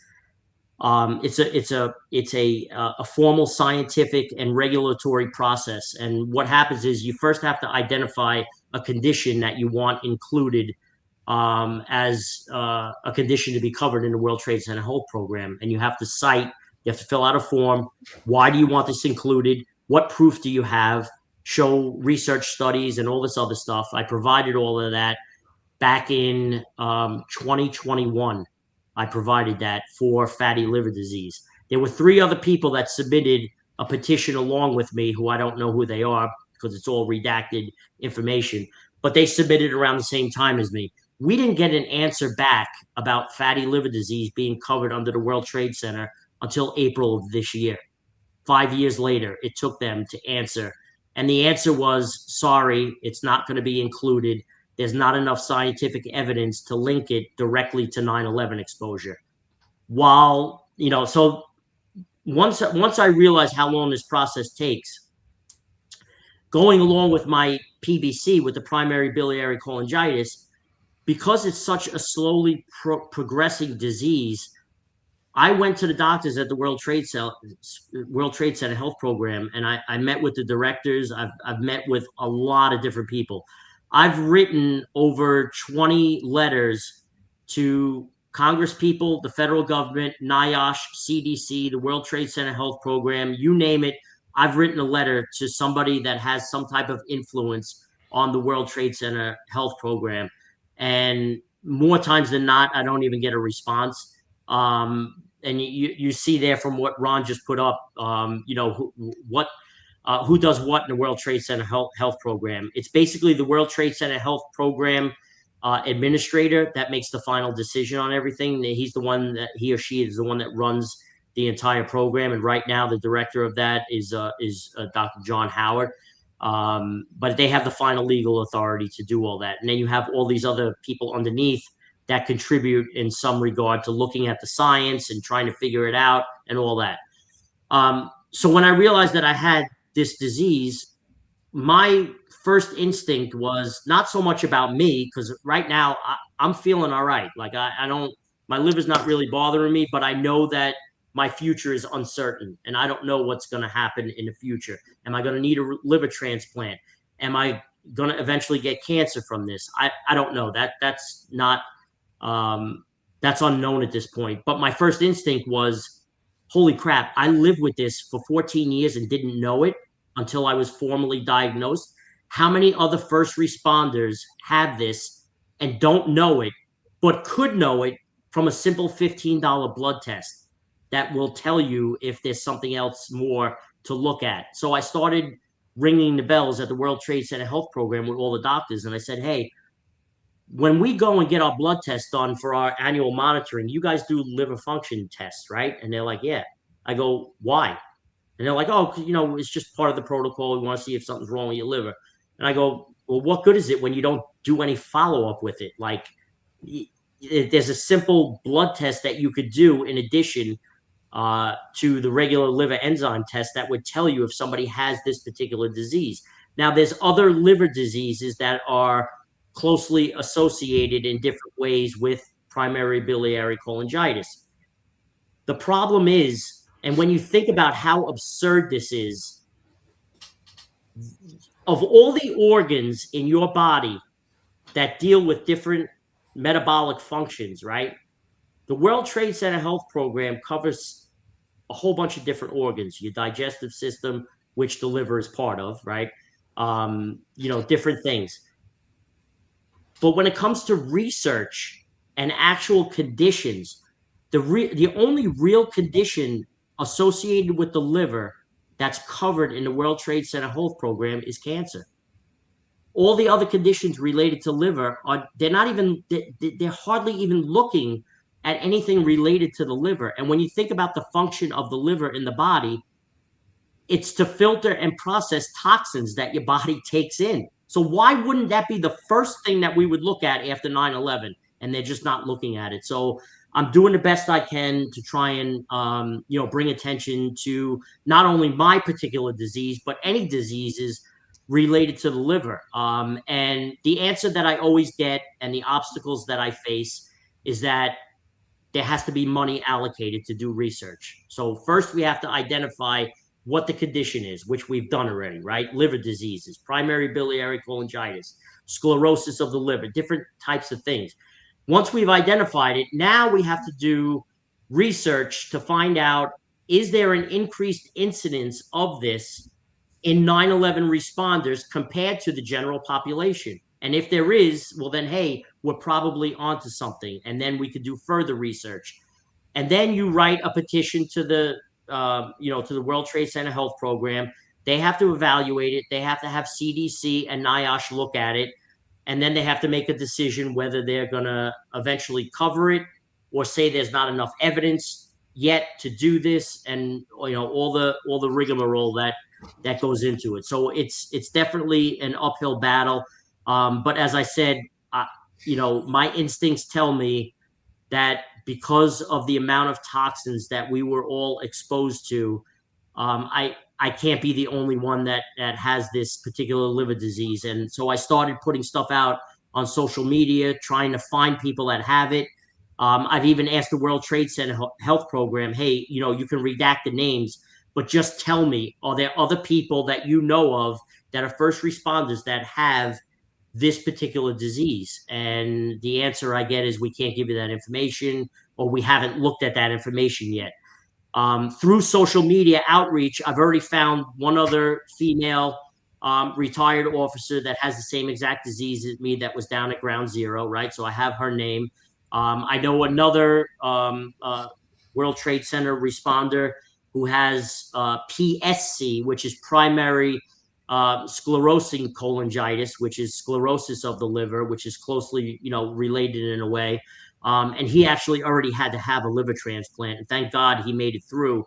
But he's dealing with a bunch of stuff also. So I'm trying to gather all these people up to try and say, hey, I'm not the only one, and there's other people out there that have this. So my outreach to everybody that may be watching the podcast right now, if you know of anybody that has elevated liver enzyme function test, have them look deeper into it, right? Do this mitochondrial antibody test. That's a simple test that's done to see if you have this primary biliary cholangitis or some other kind of liver disease. And, feel free to reach out to me. I'll take your name. I'll put you on the list that I'm trying to assemble to try and bring attention to the liver diseases. But I'm hopeful that at some point in the future, Ron, you know me well enough, and Steve, you work with me. I think one thing that you could say about Tony Raganella is that I'm a relentless guy. Like when I lock on to something, persistent. I'm locking onto it. So I'm not. There's a lot of fight in this dog, and I'm not going to give up on it. I'm going to keep going with it until we bring attention to it, and hopefully we can get everything related to liver diseases and liver conditions covered under the World Trade Center Health Program, because I want to do this not just for me, but for everybody else that may be suffering for this, because, God forbid this is the thing that kills me or whatever, I want my family to be covered in the future, with this stuff. And I want my medical costs to be covered or whatever else, and everybody else to be taken care of that might have this. So that's my soapbox pretty much for this, Yeah. So, Congress has expanded the window, and you can still submit to the World Trade Center Health Program. The funding has been there. So I don't know. Does anybody know? Or I can Google it real quick. The what the new cutoff date is, but I know it's been extended again. So again, here on the executive perspective, the Finance Unfiltered, we try to get information out to active retired members to help them in any way, shape, or form that we can. With the 25th anniversary of this tragic day coming up, Tony and I were speaking when Tony was kind enough to step in for Rob today, and he asked, let's talk about this, and I'm like, absolutely, because it's just one more thing that we can put out there, and it's not just about this one liver disease that Tony's fighting. And again, Tony's contact information, as well as Steve, is in the show description on YouTube. We have over 200 people watching on all the different platforms. Please come over, join the chat on YouTube for the remainder of the show. We'd love to have you as part of the show. And we want to get this information out. So the World Trade Center Health Program, the link is also in the show description. You can click on that and get a ton of information, see if possibly, you may be sick and not even realize that it's something that can be related back to your time down at ground zero, whether you were on the job or weren't on the job at the time. I have family members that are civilians that are involved in it. And then there's the second half, which is the World Trade Center Victims Compensation Fund.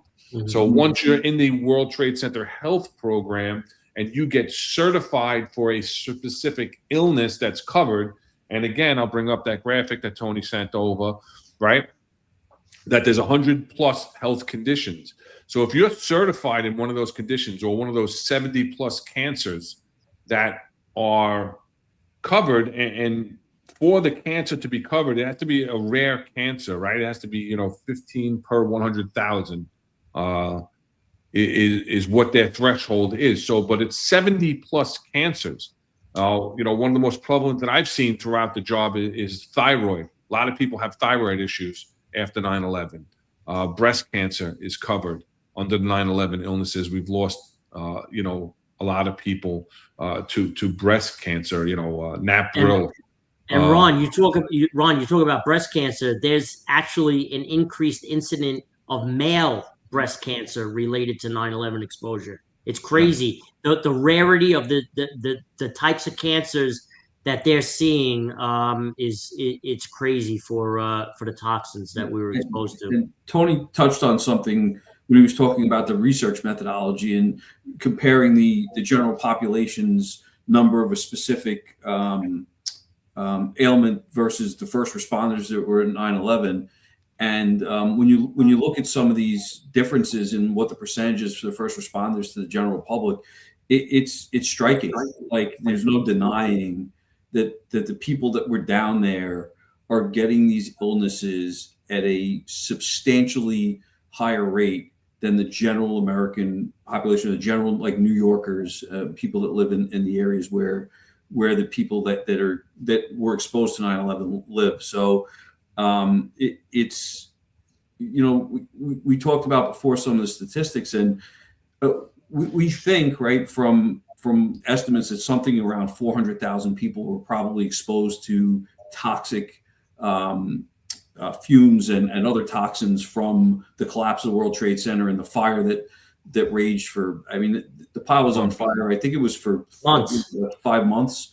Yeah. And so for there only to be 136,000, and at some point it was up to 140,000 people enrolled, tells me there's a lot of work to be done to get people enrolled.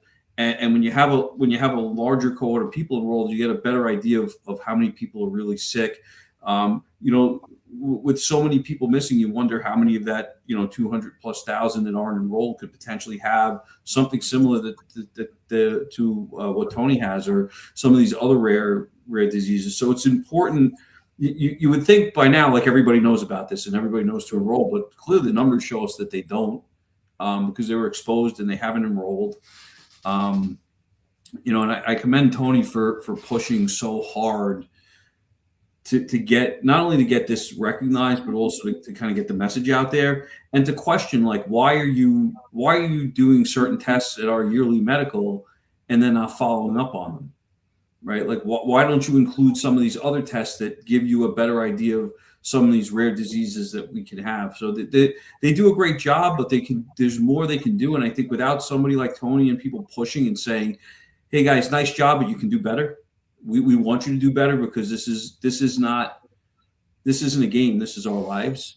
They won't do better. They need to really, you need to light a fire under them. And Tony's certainly done that. And even for me, this is eye-opening. I know it's difficult to get registered. I know to get certified. I know another struggle, and I think you mentioned it also earlier on. And Tony, I don't know if you had this issue, is you see this all over Facebook too in the NYPD groups. Hey, did anybody see me down there? Does anybody have a memo book that has my name in it, like a sergeant that with a, I don't know who was keeping their memo books down there, but I certainly wasn't. But I do actually have a memo book that just says I went there for the day. After that, it doesn't say anything. And I tucked that one away just in case, right? Yeah. Like, one kind of just sitting in my safe just in case. And so that's another important thing for, especially the NYPD guys and gals, is if you have that documentation, don't lose it. If you know how to get hold of it, get it and just hold on to it and put it somewhere so you have it, scan it, have it available. So in the event that something does happen, because we see that a lot, people very ill, people that have died, and then their wives or husbands are on Facebook saying, hey, do any of you remember going down there? Can you sign a certification saying you were part of a 1 in 8 with my husband? And so those are difficult. And a lot of those records, I know the Corporation Council does have some of those records, because during the litigation part, they collected them, but some of those records were destroyed, I believe, by Sandy. Yes. Rosters and whatnot. So it makes it a little bit more difficult. First, you got to go through this whole thing of getting them to acknowledge that you have a 9/11 related illness, and then getting them to proving that you were there long enough that you had the number of hours to Right. certify. 40 hours. And you got to make sure, you have to make sure that the pension section has these scanned in. That's very important, because the pension section is going to have this, I had the same problem Steve, because we had 28 sergeants. I know it's a crazy number to think about nowadays, right? But in the 7-8 precinct, we had 28 sergeants at the time, and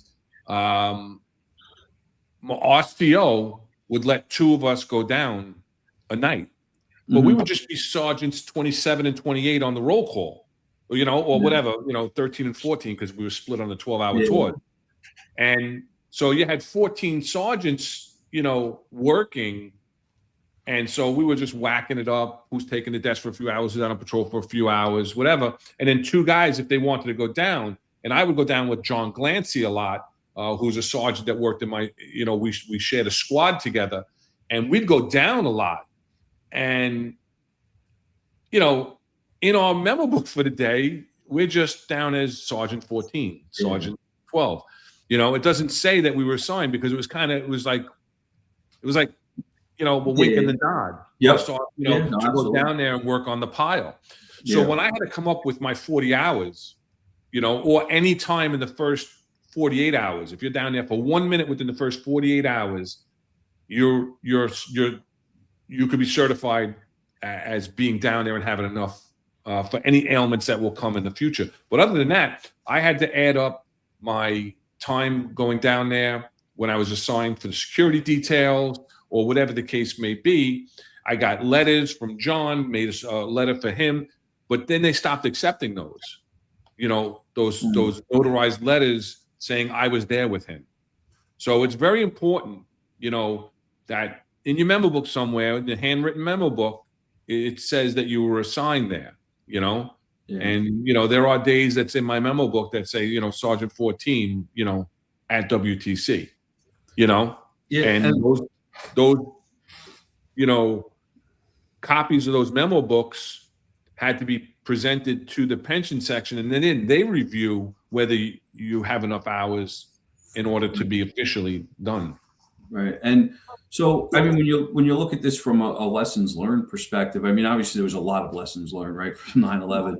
But one of those lessons, and I think a lot of this has just been solved by technology, right? It's just we're talking about a time that the cops that are on the job now can't even fathom that everything was kept by paper. I think now that the command logs are electronic, right? Yeah.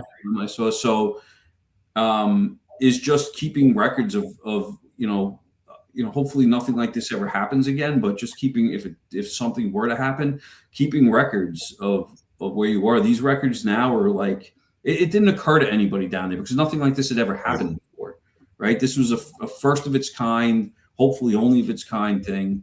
And so it didn't occur to everybody. I think though today, because of the electronic memo books and the electronic command log and the way the roll calls are kept, like it wouldn't be as big of a problem, but except that kind of off the book kind of visit. And I think we all did that, right? Like we all had those experiences, but it's just another one of those in the long list of lessons learned, that down the line, this could impact us. And I don't think it never occurred to me. I don't know about you guys, that when we were down there, it occurred to me that like this stuff can't be good to be breathing in because 200-story plus buildings with everything that was in them compacted down and there was just smoke everywhere. But I don't think it ever occurred to me, and maybe because my youth, or just what had happened was so overwhelming.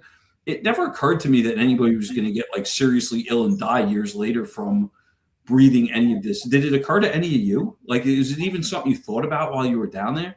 Because I do remember standing on that pile and seeing like crushed keyboards from computers and all that stuff. And occasionally you'd find some whole piece of something from somebody's office and you'd be like, wow, how did that survive? And, to be honest with you, Steve, I don't remember seeing one piece of office equipment. Really? And that amazing. I remember the flying papers that were coming down. Yeah. As I showed in the photo before I took them all down of us. In yours and my photo, you see the spots in the air of the dust that was there for days, like almost like a snow. And you think about it now, and you think about what you were breathing in was everything from that building that was pulverized. Yeah. And it's not just office equipment and building materials. It was human. Yeah. Yeah. Yep. I mean, it was everything. It was garbage. It was the insulation. It was, a ton of glass.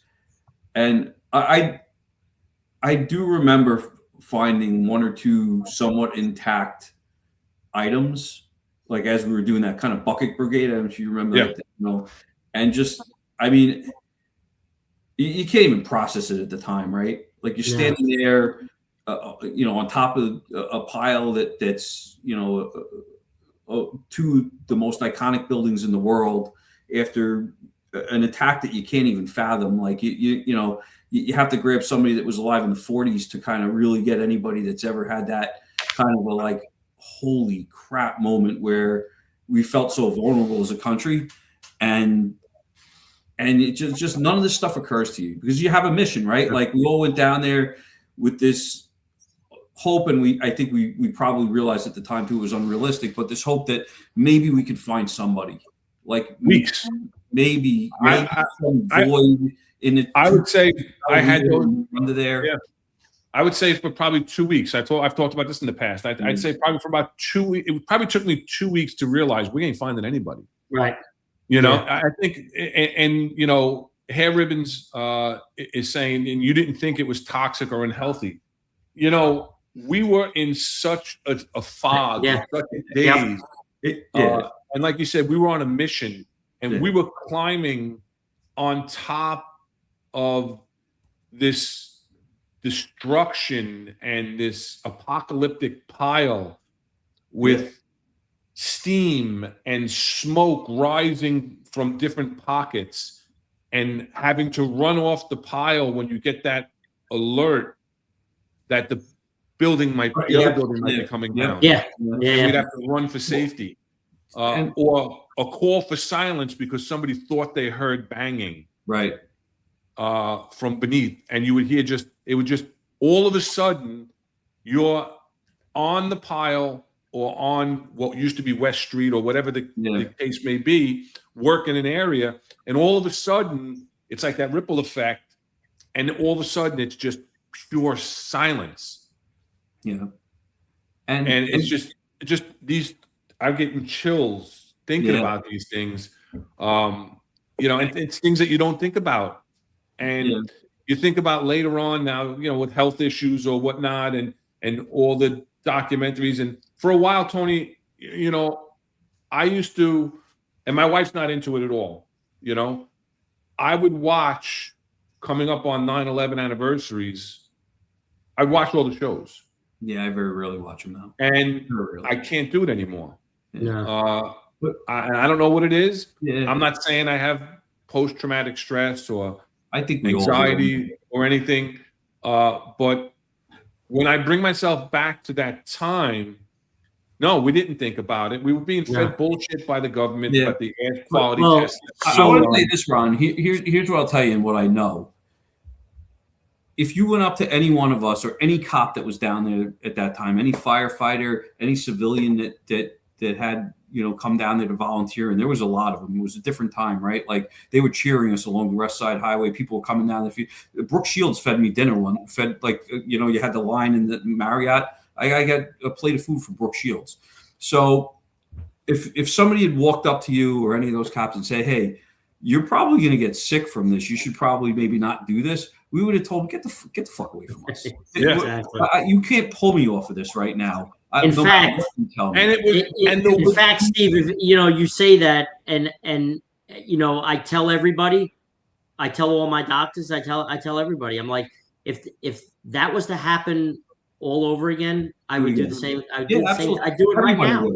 I would just go and do it right now because that was just what we did, right? And we weren't thinking about it. And there were certain spots that I walked through where the pulverized powder was up to my kneecaps, right? It was it just covered you. Like I had to, I don't know if you remember, but every few blocks they would have eye wash stations to get the stuff out of your eyes. You'd lean back and they'd put the stuff to get it out of your eyes and stuff. And I remember walking around the site, and you talk about the different sites that you remember.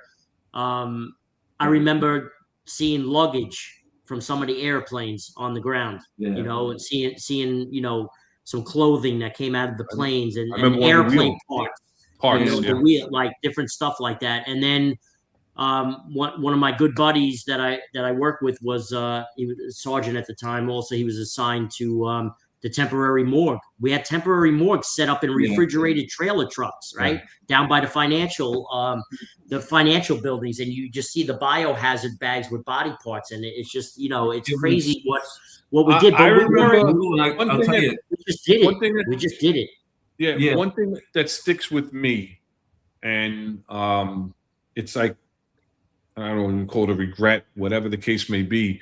When we were working the pile and you were going through things, and I remember finding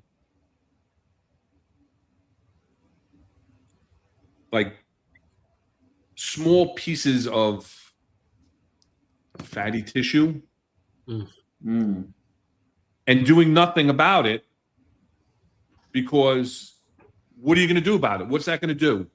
Right? I'm looking for survivors for the first few weeks. And after that, I'm looking for remains to return to families. Not knowing that piece, that one piece, that I hope and pray was sifted out at the landfill, could have been the only DNA. But in the time, you don't think of that at all. I tell another story I haven't told often, is that I was working an area by West Street where the tower came down, and we found human remains. And they got the body bag, but unfortunately, part of the body was embedded on some rebar. So the body was dismembered. And I remember once the body was removed, we worked to remove this person's remains that were left, put it in a Homer bucket that we were using, and ran it over to the temporary morgue, because I wanted to match it up, knowing the body that we just recovered was missing the head, right? Was missing. And they're like, this is the only body that's been recovered today. There's no problem matching it up. And I'm like, what? And that was my first reality, because you were, you know, you're working your bucket line, you don't know what's going on because the site was so vast. And that was the first time, and it was probably a little over 2 weeks into it, that I realized, oh my God, that we're not finding all these thousands of missing people. There was nothing. That this one person that we found under the rubble, and it was actually, you know, one of the cadaver dogs hit on it, and that we dug it out. And I'm trying to help a family get as much wholeness as they can. And I find out throughout the entire day, throughout the entire site, this is the only human remains that were turned in. That just... I mean, it's heartbreaking to think that, and that's exactly the reason why everybody that was involved in that, if you told them, oh, you know, you might get sick, then they would have told you, all right, well, you know, this is what we do. It's the same as you tell a cop, like, oh, you know, you might get shot, you know, looking for guns in the 8.1 or the 6.7. You know, you're like, okay, it comes with it. We don't want it to happen, but we understand that there's a risk, right? There's a certain risk involved in being involved in something like this. Now, you know, again, I'll say again, like, I don't think any of us, it was something that crossed our minds.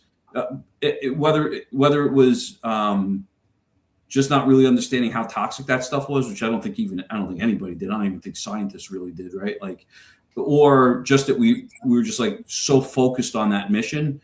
Because for you, like that story you just told gave a family closure, right? Maybe somebody's husband or wife, somebody's father or mother, somebody's grandkid, probably touched the lives of hundreds of family members and friends of that person, that because you were able to find something and give them closure, that they knew that their family member had been recovered, they had a body to bury, and it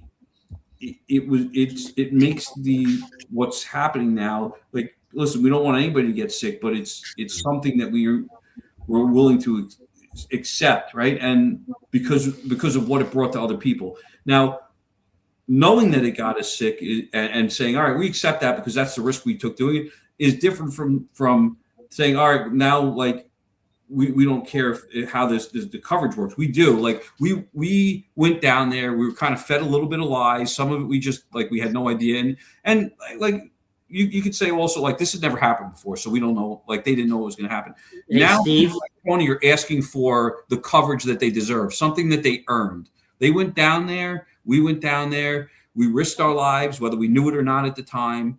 And now we're just asking in return for these programs that Congress has approved and that have been funded through various organizations to give up, to ensure that a guy like Tony, who went down there and risked his life, doesn't lose his life prematurely, isn't sick at home where he can't live a fulfilling and productive life. We want him to be covered so he doesn't go bankrupt trying to keep himself healthy for something that was completely out of his control, because he went down there and tried to save lives, tried to recover bodies, tried to do the right thing.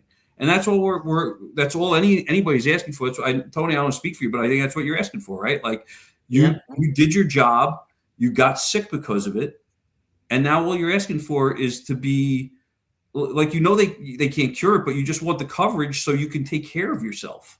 And that's where we're lacking a little bit, is it shouldn't take 5 years for you to get an answer. No, and Steve, I'll tell you something.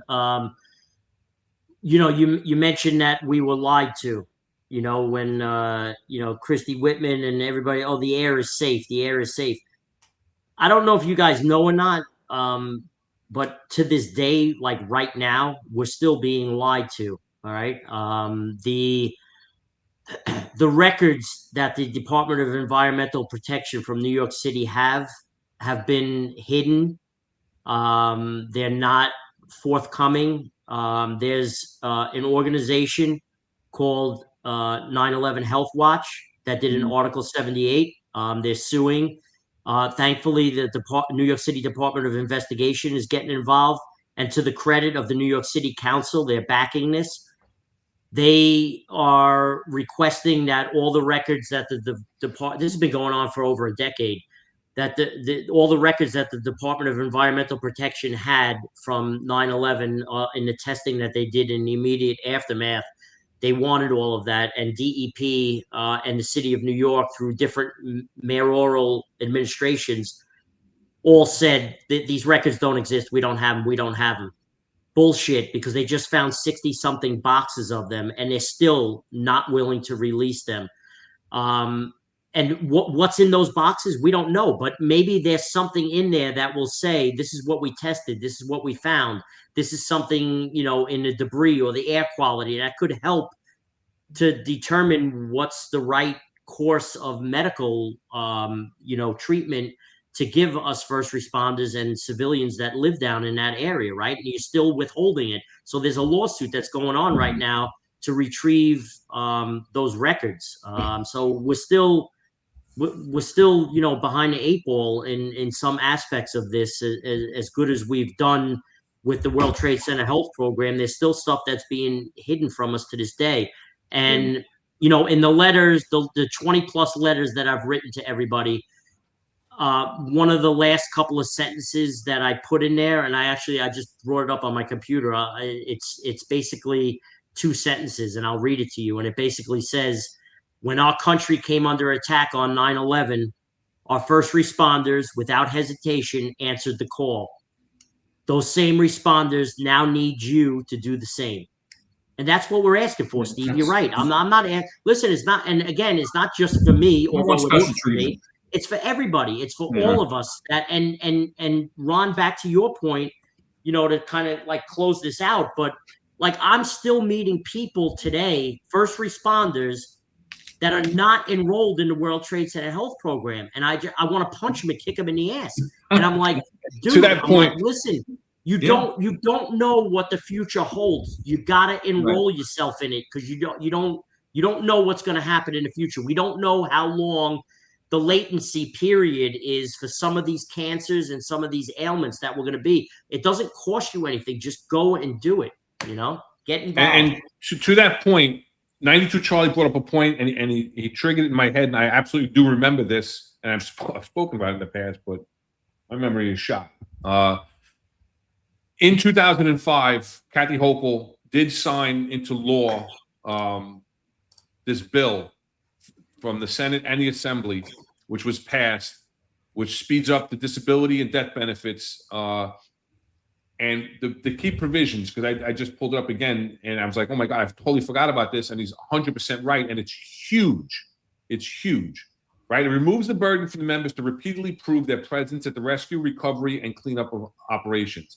It allows the pension fund to accept a timely and properly filed notice of participation as proof of 9/11 site involvement. So basically, if you fill out the notice of participation and you sign to it, you're attesting that you were there. And it shifts the responsibility to the employer if they want to challenge the validity of that service, which means you will get the pension benefits. If you fill out your notice of participation, you don't need to prove all that other stuff unless the job wants to say you're full of shit, and then they have to prove you weren't there. Yeah, so Ron, that 92 Charlie, thank you for that. Yeah, a friend of the show. We appreciate it. Like Ron, I forgot about that also. So thank you, 92 Charlie, for that. And you're right. Like Ron said, that basically shifts the burden. It's basically an affirmative presumption by that legislation that, you know, you fill out the form that you were down there. It shifts the burden. They'll have to disprove that you weren't down there, which makes things a lot easier for us. So thank you for that, reminding us on that.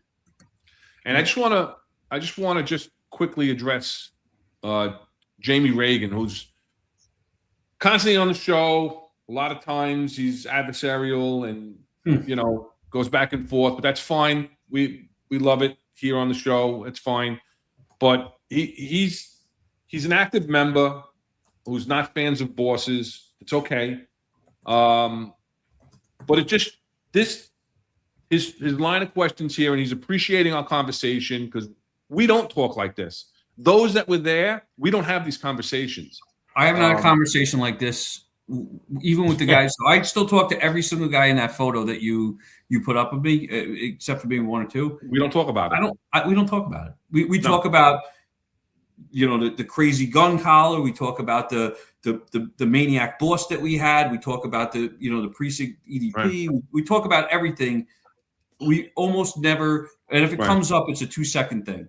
Yeah. Yep. But my point is the generational gap that we have. It's not a gap between cops and bosses here.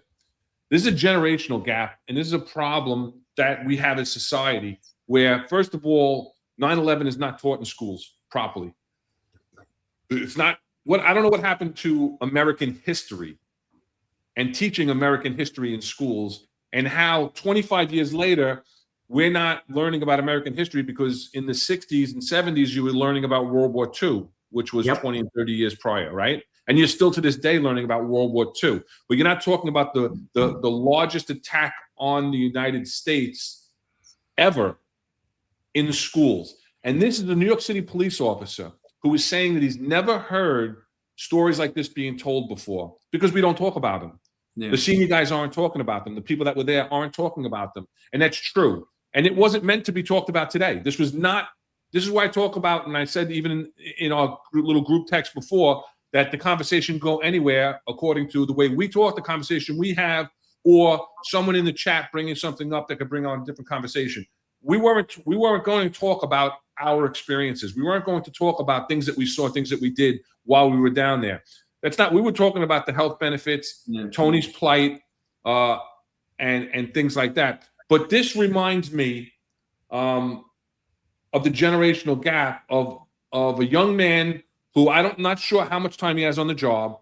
He doesn't use his real name, which is fine, understandable. A lot of people that are active on the job are not going to use their name in the chat because they don't want repercussions or whatever the case may be. But it shows that he's never heard these stories. He's never heard people talk. He's asking me, how long did it take to actually clear ground zero? Which means that he doesn't know the basic history of ground zero as a New York City police officer, as a resident of New York City or the New York City area. I'm not sure where he lives. He doesn't know the basic history of how long it even took us to clean up ground zero. That it took till May of 2002 was the ceremony where they brought that final beam up the ramp. Yeah. I believe it was May 30th of 2002. And he doesn't have any idea of that. And I'm not saying this in a negative way towards him, but it's an example of the generation of police that we have today that aren't even thinking about this and what those who came before them went through. So, Ron, how many people do you think are left on the job that were there for 9/11? Not many, because the majority of the job has less than 6 years on the job. Yeah, right. I was up in New York City. I just want to go on a couple more of his comments. Right. Yeah. This is amazing to hear this. I never heard real stories like this from people who were there. You guys should do a long show. We're not going to do a long show about it because we don't like to talk about it. And it's nothing. It's again nothing personal. And then let me get back to the other comments because he had a couple more.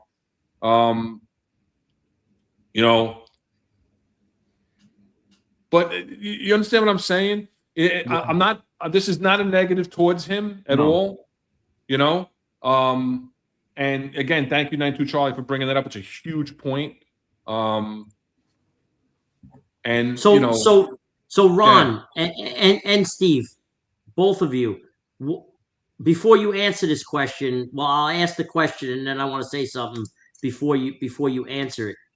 Why is it, do you think, that all of us that were down there don't really talk about it?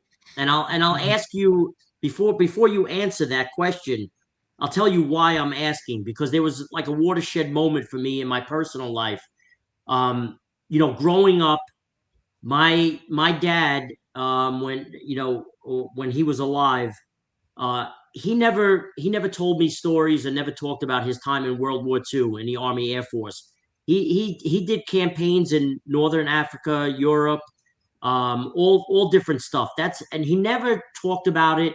He never told any stories about it. And I didn't, as a young kid, I didn't really know enough to ask about it.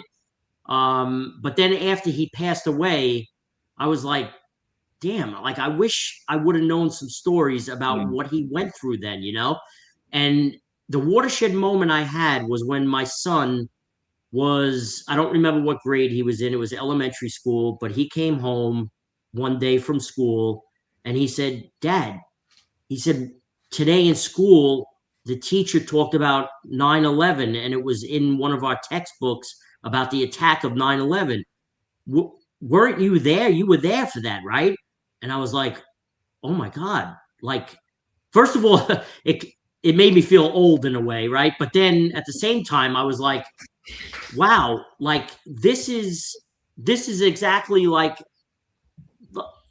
maybe should I be telling my son about what happened or tell him stories or like, so why that generational gap that you talk about, right? Like I didn't know anything about what my father went through in World War II, and my son doesn't really know stories about 9/11 because we just don't talk about it. Like, why don't we talk about it? What's your thoughts on that? I don't know. I sheltered my kids from it when I was young, when they were younger, and when they were a little older. I had 2 CDs to show you, 2 CDs of photos, and I took some of the photos and put them to music. And the songs still haunt me when I hear them on the radio today because it just brings me right back there. So it was like kind of a mistake to do. But when they got older, I showed them these videos, these pictures, and it's just pictures that either I took while I was down there or other people took. And we, that's another thing, right? We passed around a lot of the photos, made copies because it was actual film back then, right? And digitized some of it and have all these photos of the attacks, of, like Jamie Reagan said, the voice recordings of people calling their families, telling them that they're being told to stay in their office, people making the phone calls from the planes, all of this stuff, and had them put on, and I put them on CDs. And I waited till they were older to even show them that this is what Dad was down there doing. This is what it was like.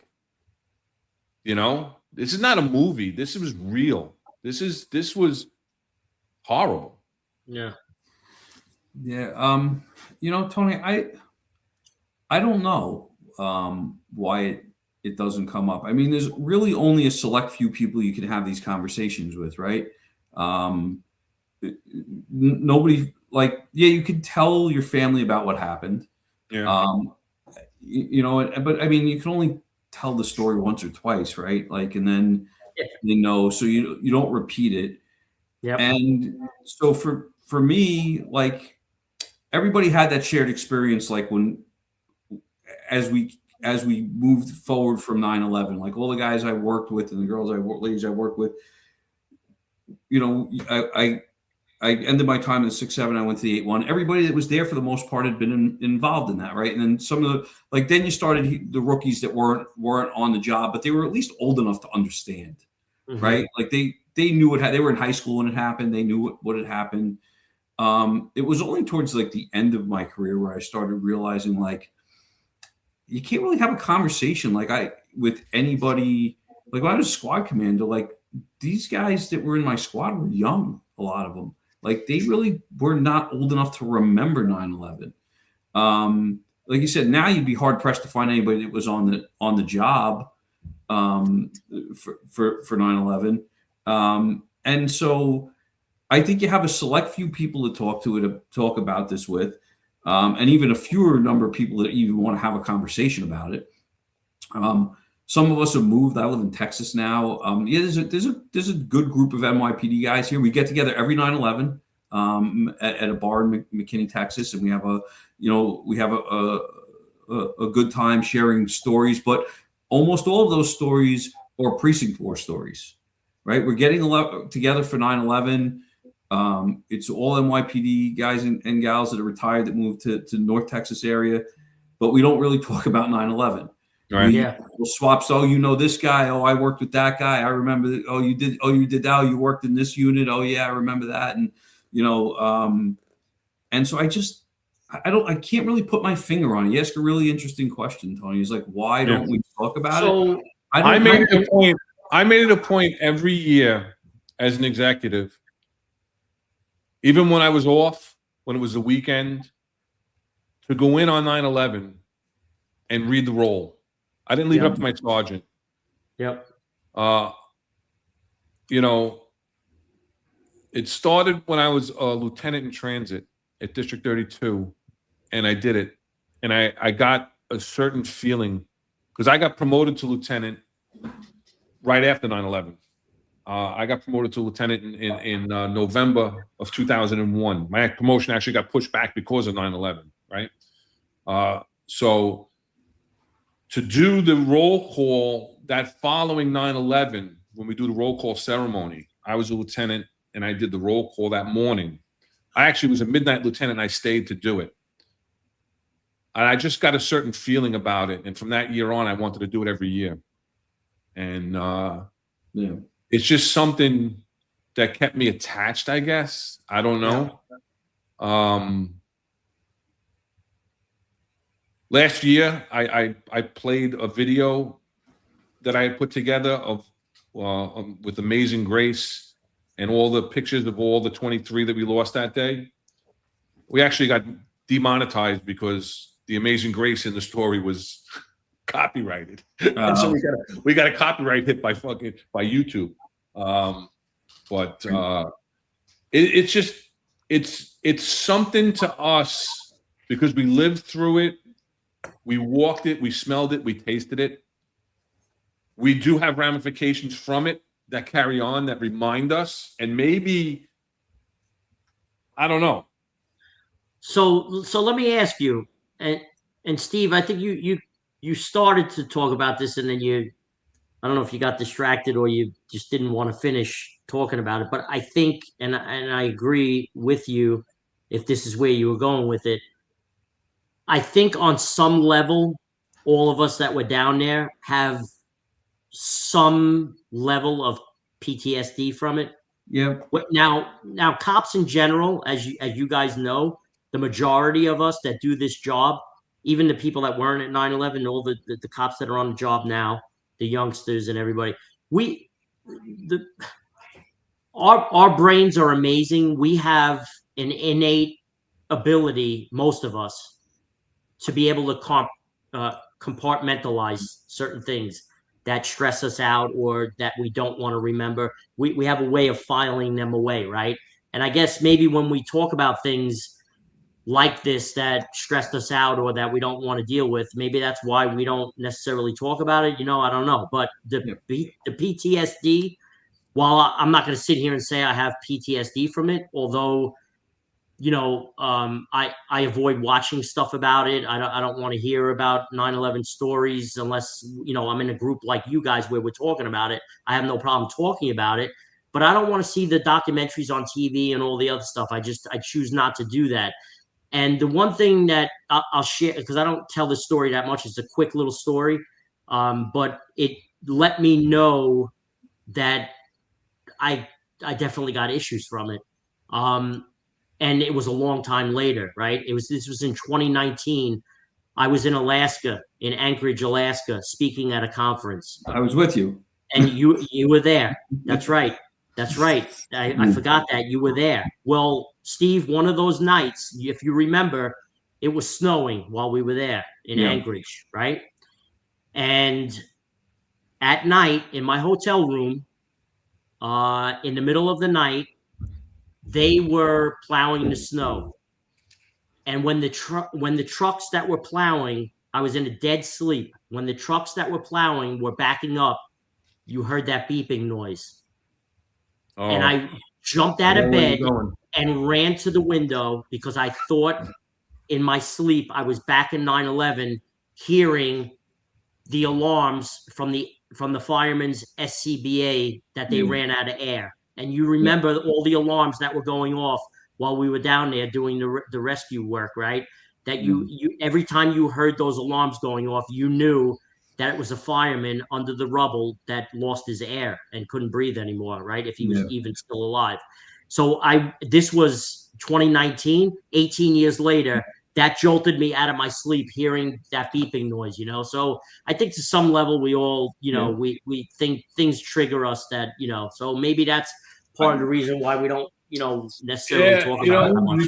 Again, having these conversations, that's strange, Tony, because having these conversations, it triggers things, right? Because I know as soon as you started saying that, as soon as you said the truck was backing up and I heard the beeping, it triggered in me. I knew exactly where you were going with it. And nobody that wasn't there in those first few days has any idea what you're talking about.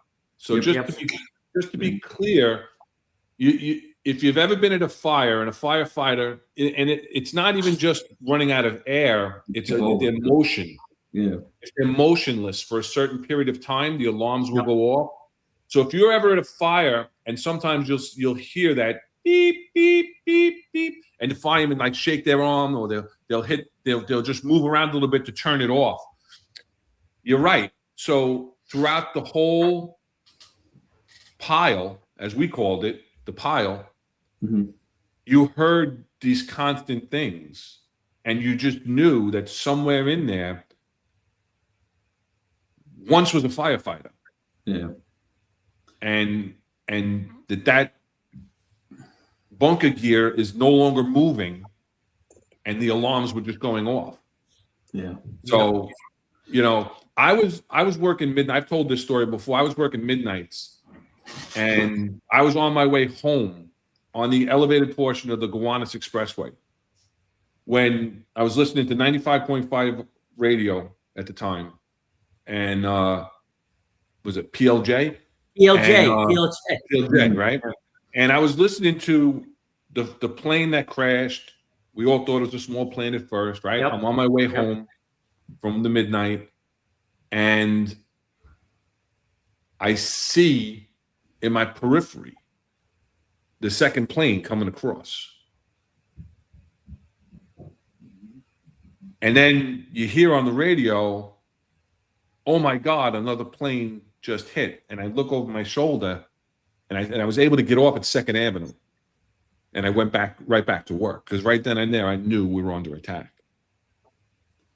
Yeah, Tony mentioned compartmentalizing, and I think there's there's events that happen. 9/11 is certainly one of them, right? And then I had to work Flight 587, which was the plane that crashed about a month after, I think it was a month and a day after 9/11 in Queens, which we all thought was another terrorist attack originally, right? Oh, yeah. I got sent by my sergeant, this gentleman named Danny Shoulders. I think he's still on the job. He's a deputy inspector now. Yeah, Danny. Danny was my sergeant. It was a month and a day. It was November 12th. It was my first day in BMOS. Yep. Yeah. So I got Danny got told, hey, you got to send 2 guys over to Floyd Bennett. That's where the temporary morgue is. And he grabbed me and this other guy named Neil O'Keefe, who was a great cop too, and said, hey, you 2 guys live kind of like on the way there. Everybody else lived like in Staten Island and Brooklyn that was in our squad. And so you guys go over there because it'll be an easier trip for you to get home. And, take your personal car and go over there and just go home from there because you're going to be there like for 12 hours. And my job that day was to, as they would bring in, fish out everything from the water there, they would bring the bodies in, and then they would bring property in. And they handed us a stacks of vouchers, and in the there was like 100 in a package, you remember, and they would the typed snap out vouchers, carbon copy, and they said, all right, we're not typing tonight, you're going to handwrite these, and you're going to go through every bag, try to figure out who owns it, look through what's, try to find ID, whatever you can, bag tag, anything, and then just inventory it. And they had, the huge bags that the invoice bags, and then in some cases the bag that you'd put the what was that, the peddler seal on. Yeah. And I spent 2 hours going through the property of everybody that died in that with 100 other cops. And that's one of those things I almost never talk about that either. Neil and I have talked about it once or twice. Because it was crazy, like to be sitting there with all this stuff trying to figure out. And there was personal items, and because the bags were pretty much intact.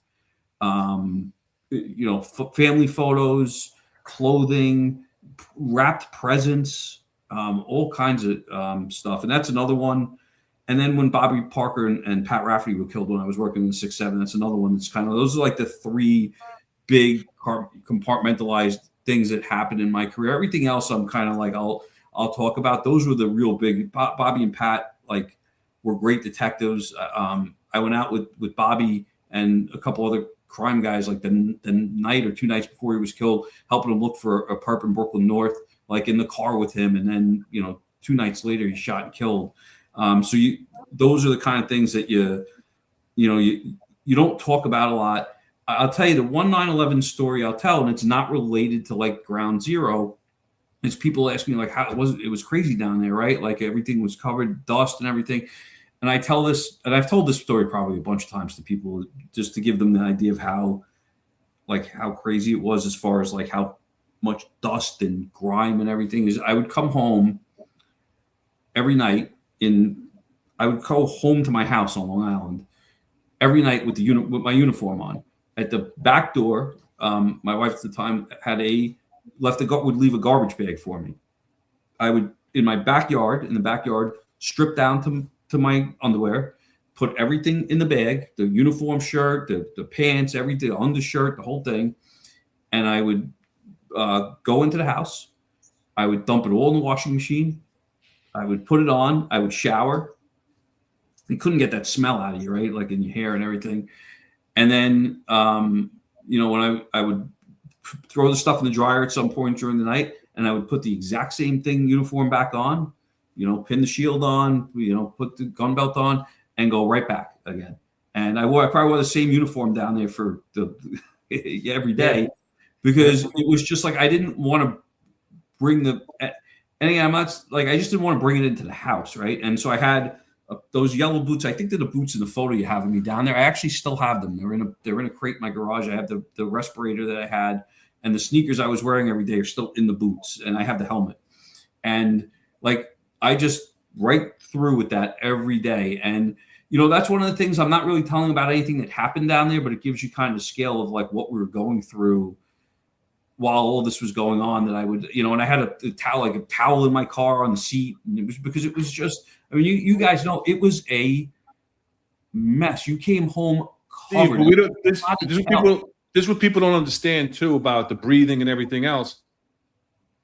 Listen to what you just said. I came home. I took everything. I stripped down naked, put it in a plastic bag, threw it right in the laundry, went and took a shower, took it out, put it in the dryer, put it back on the next day. And then my wife cleaned my kids' laundry in the same washing machine. Hey, Ron, so Jamie's asking a question here, and I'm willing to do this. He wants me to go get the stuff to show it. No. I if you want me to, I have it. I could get it in 2 minutes. It's the boots and the helmet. For a guy that really has not heard 9/11 stories. And I'll say this: what he doesn't realize, over my shoulder, I have a piece of Ground Zero. Okay. There were times once things became was off of us and more on the construction removal of everything else. Okay. A friend of mine who was a college professor wanted to come, and you would walk them through Ground Zero. And he reached down and he picked up a piece of stone from the building, a little piece, and it didn't mean anything to me. Yeah. And I said to myself, oh my God, I didn't even realize, And I reached down myself and picked up a piece of stone that I've had with me in my office, in every office since then. And so this here is a piece of the World Trade Center right here. Yeah. But we didn't think to do things like that as the rescue and recovery workers. No. And when my friend did that, and I just said to myself, I just reached down, I picked up a piece and put it in my pocket. And we were also discouraged. I remember being actively discouraged from taking photographs down there, bringing cameras, guys snuck cameras in. I don't know if you all had the same experience, but I remember the first couple of days, them being internal affairs is looking for guys with cameras and they're going to take your cameers away or something along that line. Somebody tried to say it's evidence. Yeah, you can't take, they don't want you taking photos and listen, it's a morbid thing down there, but documenting that kind of real history is important. And I don't have a lot of photos of me down at Ground Zero. But I have 3 hanging in my office here. My parents have one at their house. Obviously what happened is horrendous. But I'm proud of the work we did down there to try to rescue and to go through the recovery. And I'm I look at that photo with great pride. We tried, we tried, we got sick, a lot of us for doing it. But I look at that photo, I see it every day because it's hanging in my office.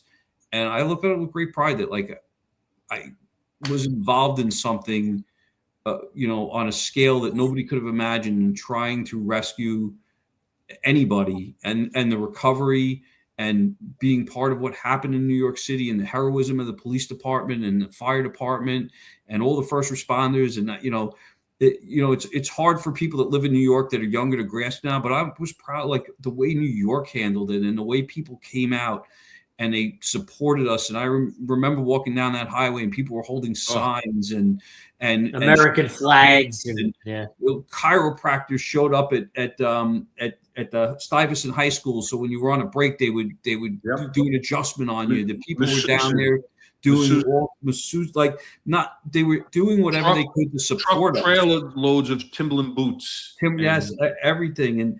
And Outback sending mobile kitchen. Yeah, I remember the Outback truck. I like all of that stuff, the boats that were in the marina right behind where the NYPD memorial is, that would be docked there, that were like food boats. It was a time of great sadness and grief, but it was also a time to be pretty proud of the city. I mean, the way people responded, I wasn't there when George Bush did the whole megaphone thing, but I was there at the Yankees World Series game where he threw out the first pitch. And that was it just was unbelievable the way New York came together. The world.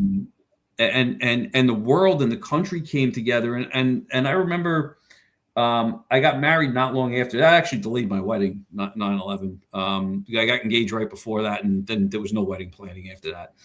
And part of our honeymoon, we went on a cruise, and there was some show or something on the cruise, and they asked if there's any law enforcement, like we appreciate law enforcement, and a few people stood up, and then they wanted to know like anybody from New York, and I was the only guy, and I stayed standing, and I got an ovation on that cruise ship, and I wasn't looking for that, but it was 2 years later, or a year later, and it just struck me like here I'm on a cruise ship down in Puerto Rico, very few New Yorkers on the shore, or some but not a lot, and they still were appreciative of what we had done, and it is somewhat disheartening to see that that's faded, just as it's disheartening to see that all the work we put in New York City to reduce the crime and make the city safe. Like I said, I was in Times Square 2 weeks ago. I went. I was in New York. I did go to 9/11, not to the memorial, but to the surface memorial, not on the ground. But to see that it's kind of a lot of that is rolled back. It's not what it had become. So it is disheartening to see that the police department is not appreciated. That 25 years later, we all remember.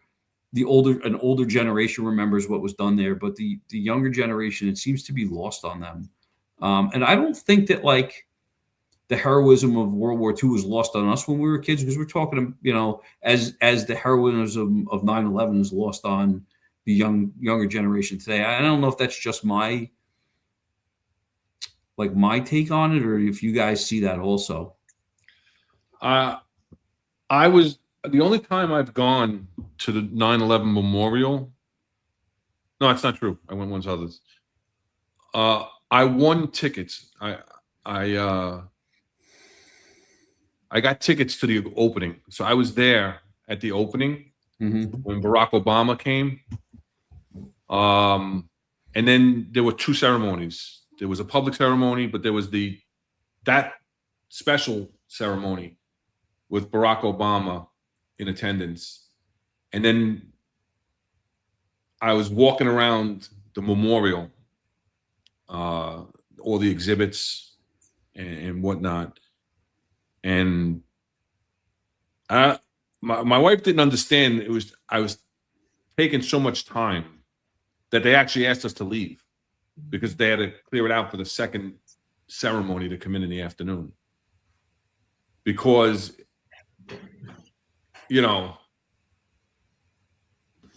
she was younger,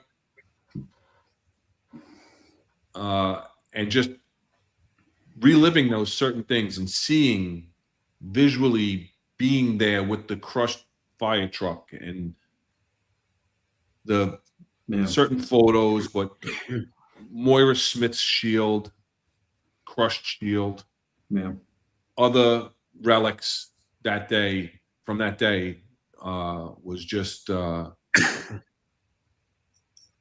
So here's the $1 million question, because we gotta move on.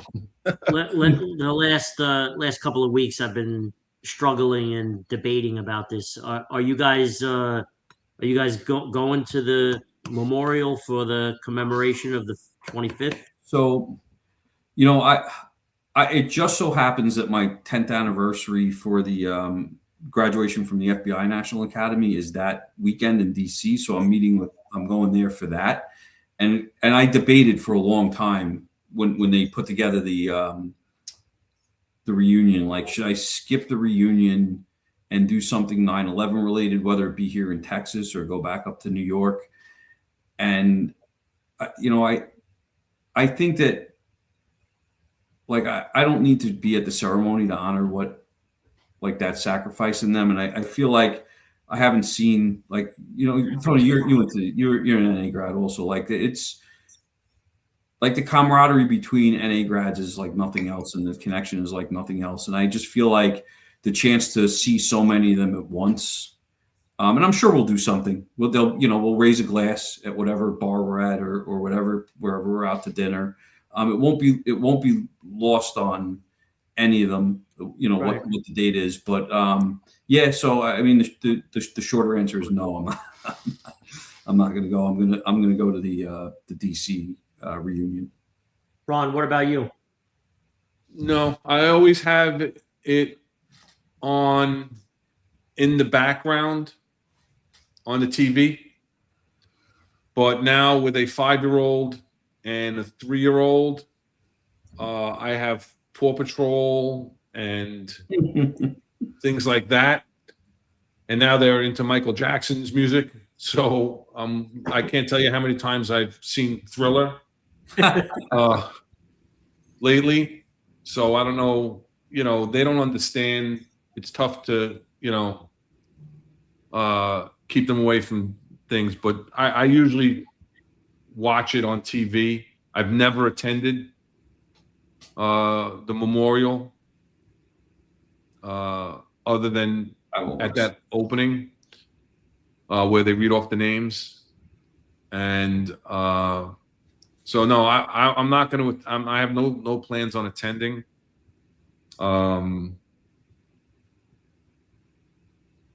Yeah. So, I mean, we'll probably. I don't know what day. I don't even know what day of the week it is that this year. September. It's a Thursday. It's a Friday, right? So, that Wednesday, I'm sure we'll do something for the show. I'll probably get demonetized again by playing my video, but I don't care. But it's no, and are you going anywhere else with this, Tony? No, I just what are you doing? The reason I asked is because I don't know. I don't know. I go back and forth. Like, part of me says go there because maybe it'll bring a little more closure to me to, feel better about, things that I think about in the past. And then the other part of me is like you guys, where I'm like, I don't, I was there when it happened. I don't need to be there again. That's for the families. And, I don't, so I don't know. I haven't decided yet. I mean, it's strange. It's. I think that's more for the families than the rescue and recovery. Yeah, I know we're involved ceremonially. The reading of the names, legacy children will read it off if they're first responders now. But I think for you, Tony, for closure, if you feel that, I drove past there yesterday. On the West Side Highway to go and drop some stuff off in Manhattan to a charity that we are involved in. And we always tell my kids when we're driving past, my wife says, this is where the World Trade Center was. My daughter's 5 years old. She's seen some things on TV, asking some questions, but, So she correlated the two of what you saw on TV to this is the new Freedom Tower that replaced those two buildings. You know, she's like, Mommy, those two buildings fell down, you know. Will I take them there one day? Probably. But as far as yourself, you know, have you been down there? Have you been to the reflecting pools? So I've been down there while I was still active with the NYPD, like when the Pope came and all that, I had to work those details.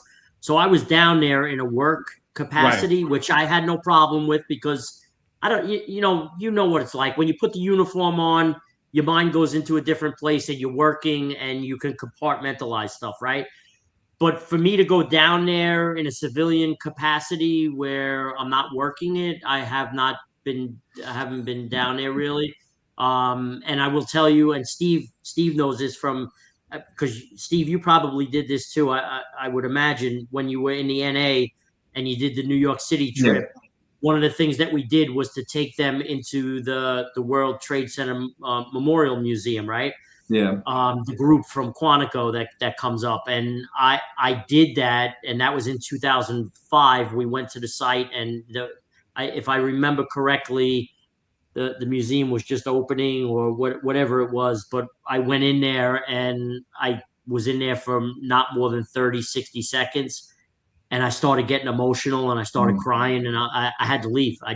I told the guys that I was with, the other NYPD guys, I'm like, listen, I'm not doing good with this. You know, seeing everything that's in there, yeah, I'm going to wait outside. Just, you know, that was just my way of dealing with it. I didn't want to see it. So I just went outside. You did go there. It was, you know, I went to the NA in 2016.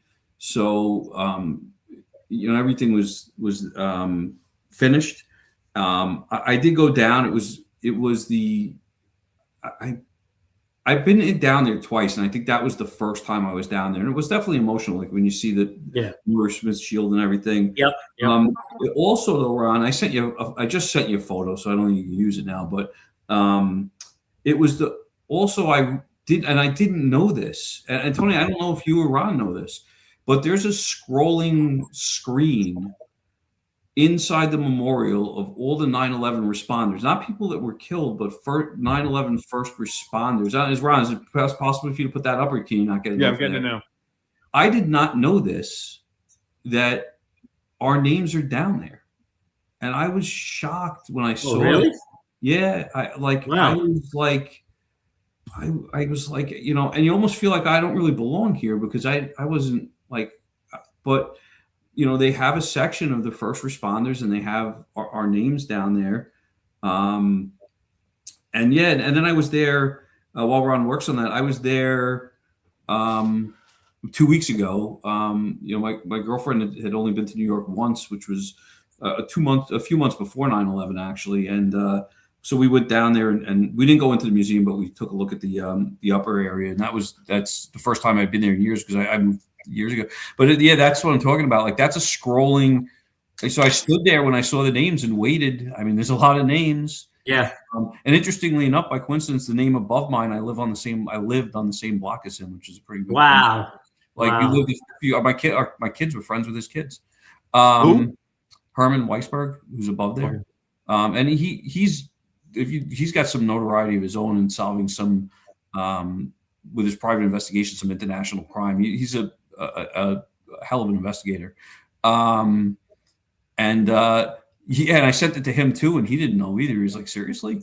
I don't think that was there when I was there. Yeah, I was dumbfounded by this.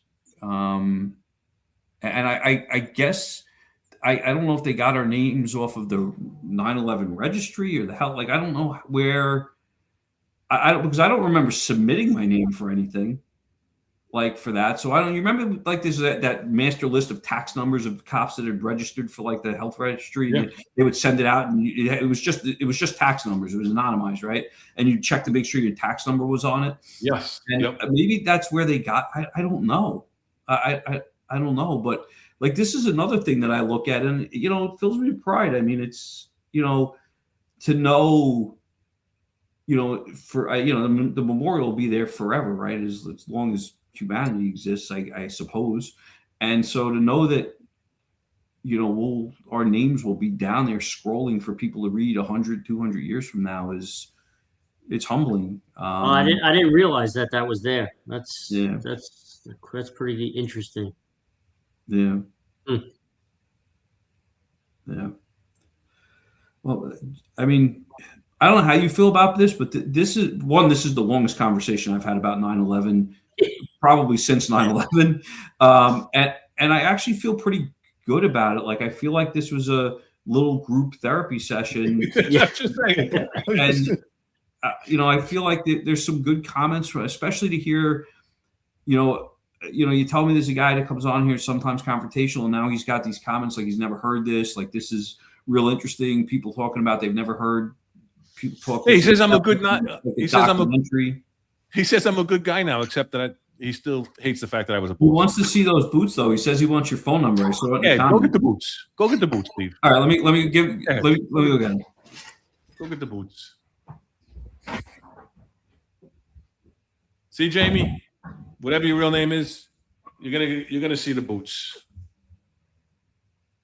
Yeah. So Ron, you weren't kidding when we talked about doing this show.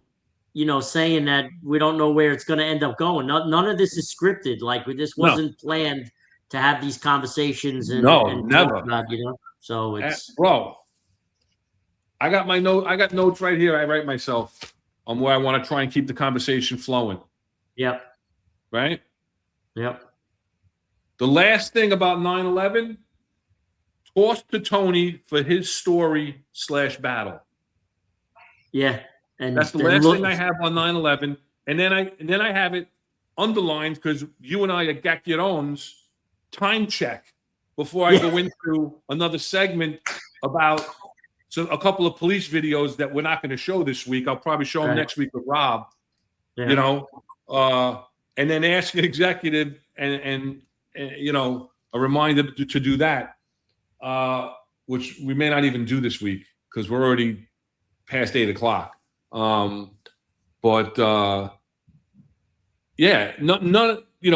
saying that's the best part of this podcast. It's unscripted. Yeah, nothing is ever scripted. Right. Yep. We have topics that we're going to talk about. We have graphics that I'm going to throw up that it's self-produced. So there's graphics that I'm going to throw up and we're going to talk about. Like I told you when I sent you all the graphics, that's usually where I think the flow of the conversation is going to go, but it could go from graphic 1 to graphic 10 in 2 seconds, And like Marlon is saying, Marlon is a member of the Finest Unfiltered. He's one of the co-hosts of the New York's retired Finest Unfiltered, the Monday, Wednesday, and Friday, 0805 on the channel. That's the nature of our live format, and that's the truth, Jamie's asking, did you know Weiss? Yes. We did work together. We knew each other. Yes. And it's my fault that he went to one of his assignments. Yeah. So this is I got the stuff here if you want to go back to full screen on the. Yeah, let me get rid of that. Yeah. So this. Now I'm gonna have to go and see this friggin' thing. Yeah, this is the helmet that's in that photo. I'll bring the photo back up. Hold on. Yeah.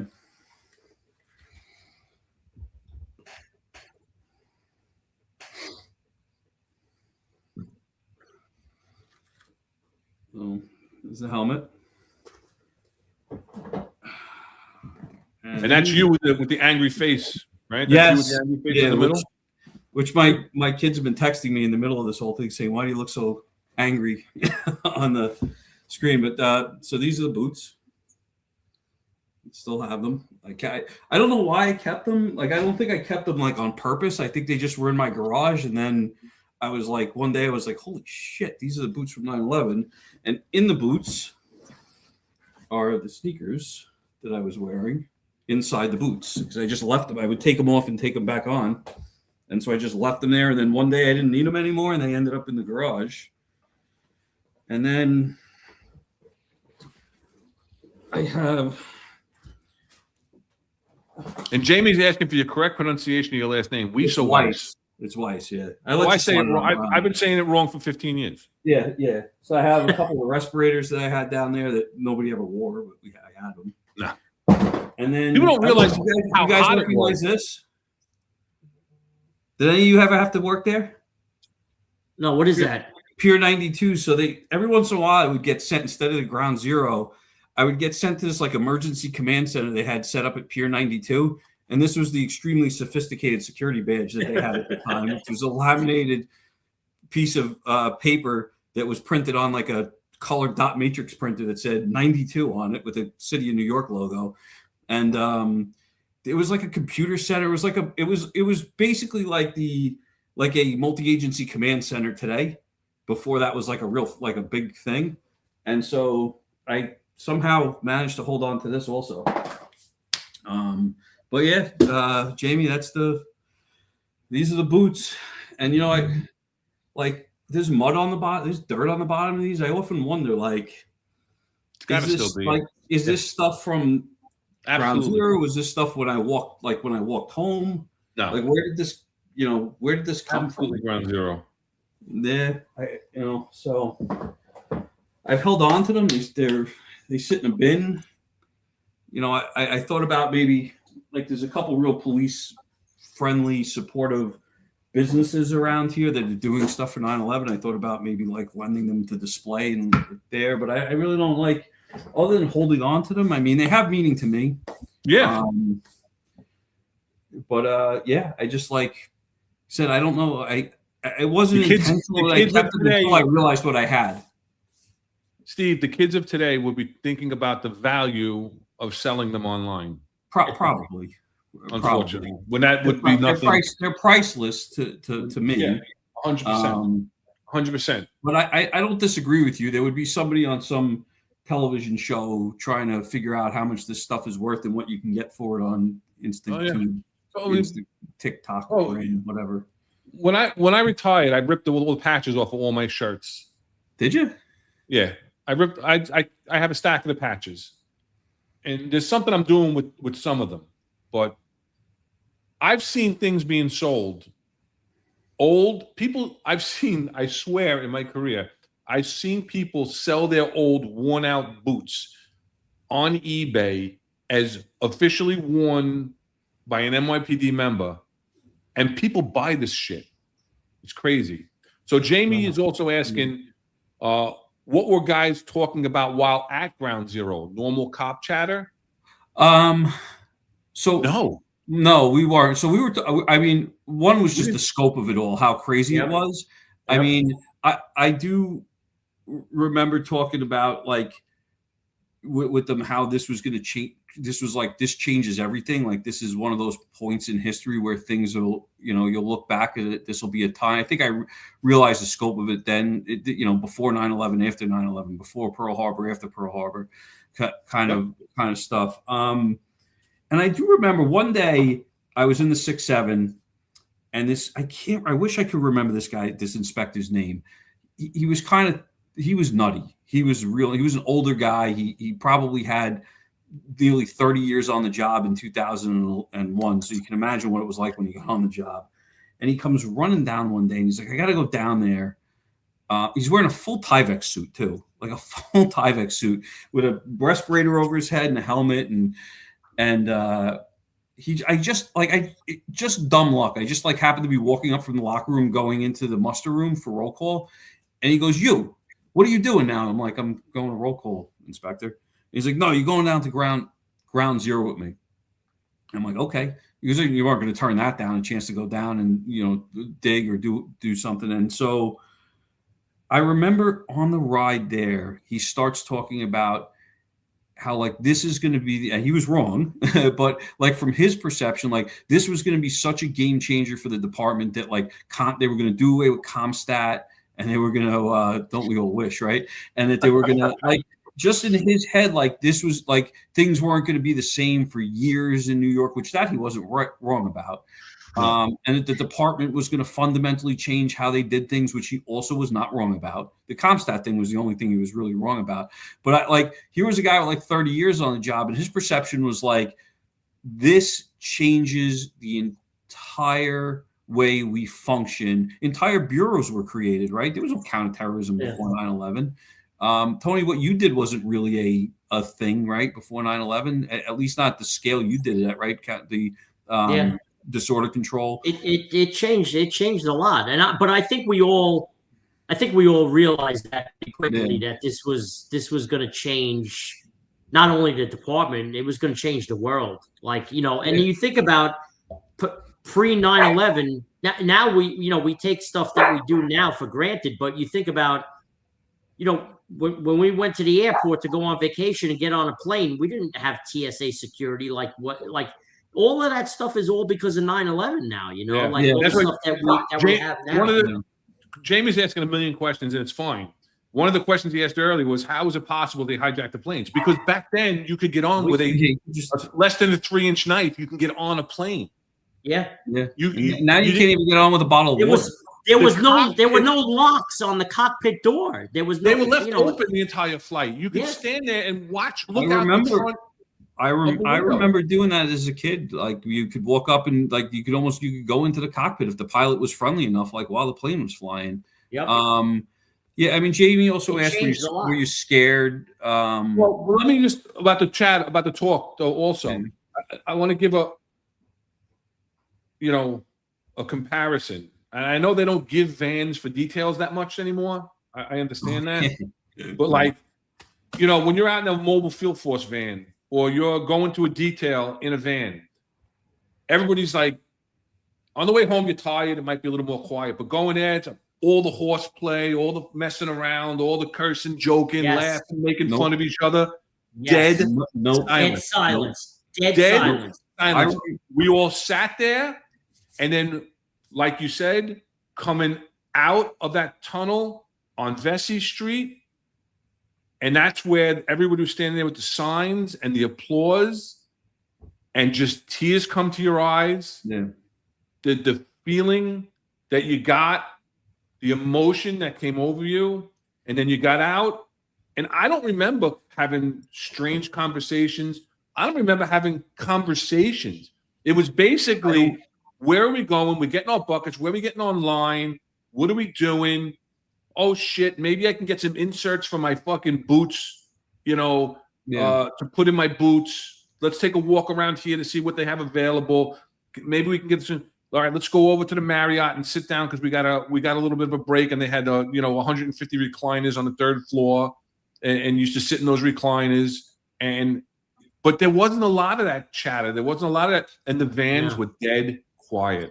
It was so quiet in the van. Ron, I'll tell you, like that, you just reminded me of something that happened, in the van. That week while we were, going back and forth, I was at the time I was in Queens North Task Force, and we would go down there every day, to the pile. And I remember, the 1 in 8. I was a sergeant at the time. Sitting in the front seat of the van with the driver and seven cops, and we would coming down the West Side Highway, and for miles, just people with signs, clapping, American flags being held up, everybody giving us the thumbs up, thanking us for our service and all of this stuff, and dead silence in the van. All the cops are looking out the window, and I distinctly one day remember I got up out of my seat, and I turned around while we were driving, and I turned around to all the cops in the van, and I go, I want you guys to all look at what's going on the street right now. Take it all in and absorb it, because this is not going to last forever. We're going to end up going back to business as usual, but this is something that's uniting the country right now. You may never see something like this again, so absorb it. And sure enough, it lasted for a while. I'll tell you that. We were united as a country for a long time, and now look at where we are now. Jeez. I'll tell you, that question that Jamie asked, makes me think about something I haven't thought about like this entire conversation. Is that van ride the first time going down there from the 6-7? So you go through the Brooklyn Battery Tunnel, which I don't even think it's called that anymore, right? UL Carry Tunnel. Yeah, and I was in the van with John Sullivan, who was a lieutenant. Danny Shoulders was the sergeant. My patrol partner, Mike Miller, who Tony, you know Mike. Mike's Oh, yeah, NYPD legend, Combat Cross, 150 medals, one of the greatest anti-crime sergeants probably in the history of Brooklyn. Blas Cologne, who I think is still on the job, and Neil O'Keefe and Jeff Satali and who else was there? Eddie Fox came with us. Baez, what's his first name? Jimmy Baez, and Leroy Samuel. Like, we were all packed into this van, and nobody said anything. We were going down there. Shoulders had the roster. The only conversation was, what's your shield number? Because that went on that stupid roster, and he didn't know everybody's shield number. He knew a lot of guys, but he didn't know all of them. And we pulled through that tunnel. And when you come out, you can see between some of the buildings, the pieces of the towers that were still standing at the time. Oh, and the pieces that were sticking out of the buildings. Yeah, and there was a piece sticking out of the World Financial Center, which I ended up going in and walking out the front window of that, like the second floor, onto the pile. The windows were all broken out. There was like a gym on the second floor. Yeah. And you walk right out the windows, and you're around the window. You're like onto the pile. And it was a silent van that went silent. When we pulled through and saw, the television didn't do it justice. As to what the devastation was and what that looked like down there. And I hadn't really thought about that until he asked that question, because the silence of the van ride made me kind of think about that.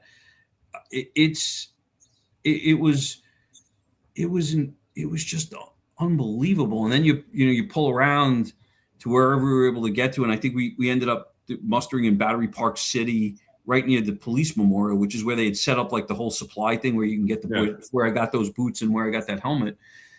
And walking through that World Financial Center building that had the piece of the Trade Center sticking out the side of it, and then walking through going up the elevator in there, and then walking through the front windows of that area there and out.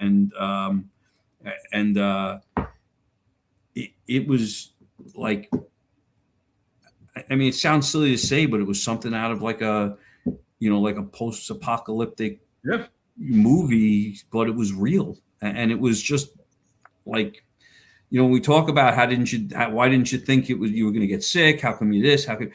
It was impossible to think about anything other than, what the fuck am I looking at here? Like, this is a literal war zone in a city. And I had been by the Trade Center 2 days before. I got asked to go pick one of the teams in the 6-7 did crime teams ended up getting a search warrant up in Manhattan somewhere somehow. I don't know how they pulled that off, but and I went up there to pick up two of the guys, and I went with I forget who I was even with, and we drove up the West Side Highway and back down. They were on the west side of Manhattan in the Harlem or something. I was at the 3-2 or the 2-8 or something, and that was 3 or 4 days before that. And to think that I was there a couple days before, there was nothing going on, and now I was there and it looked like the place had been bombed, was just it was hard to process. So we weren't thinking about anything else. We weren't thinking about what we were inhaling. We weren't thinking about the long-term effects or any of that other stuff. And the only time I was afraid is when that horn went off and you had to run off the pile. Yeah. That was afraid you're afraid Building 5 was going to come down on top of you, or 7, whatever it was going to come down on top of you, because they had the laser on it, and if it shifted, that's right. The horn went off, and you all had to run. That was the only instruction you got. Run. If the horn goes off, run. Run south. Yeah. That was the only instruction you got for the whole night. Yeah. He asked again about if the job treated you right while you were down there. Job didn't really treat you at all when you were down there. You were actually once you went down there and you dropped off your roster, you were kind of on your own. It was a free for all. It was a free for all.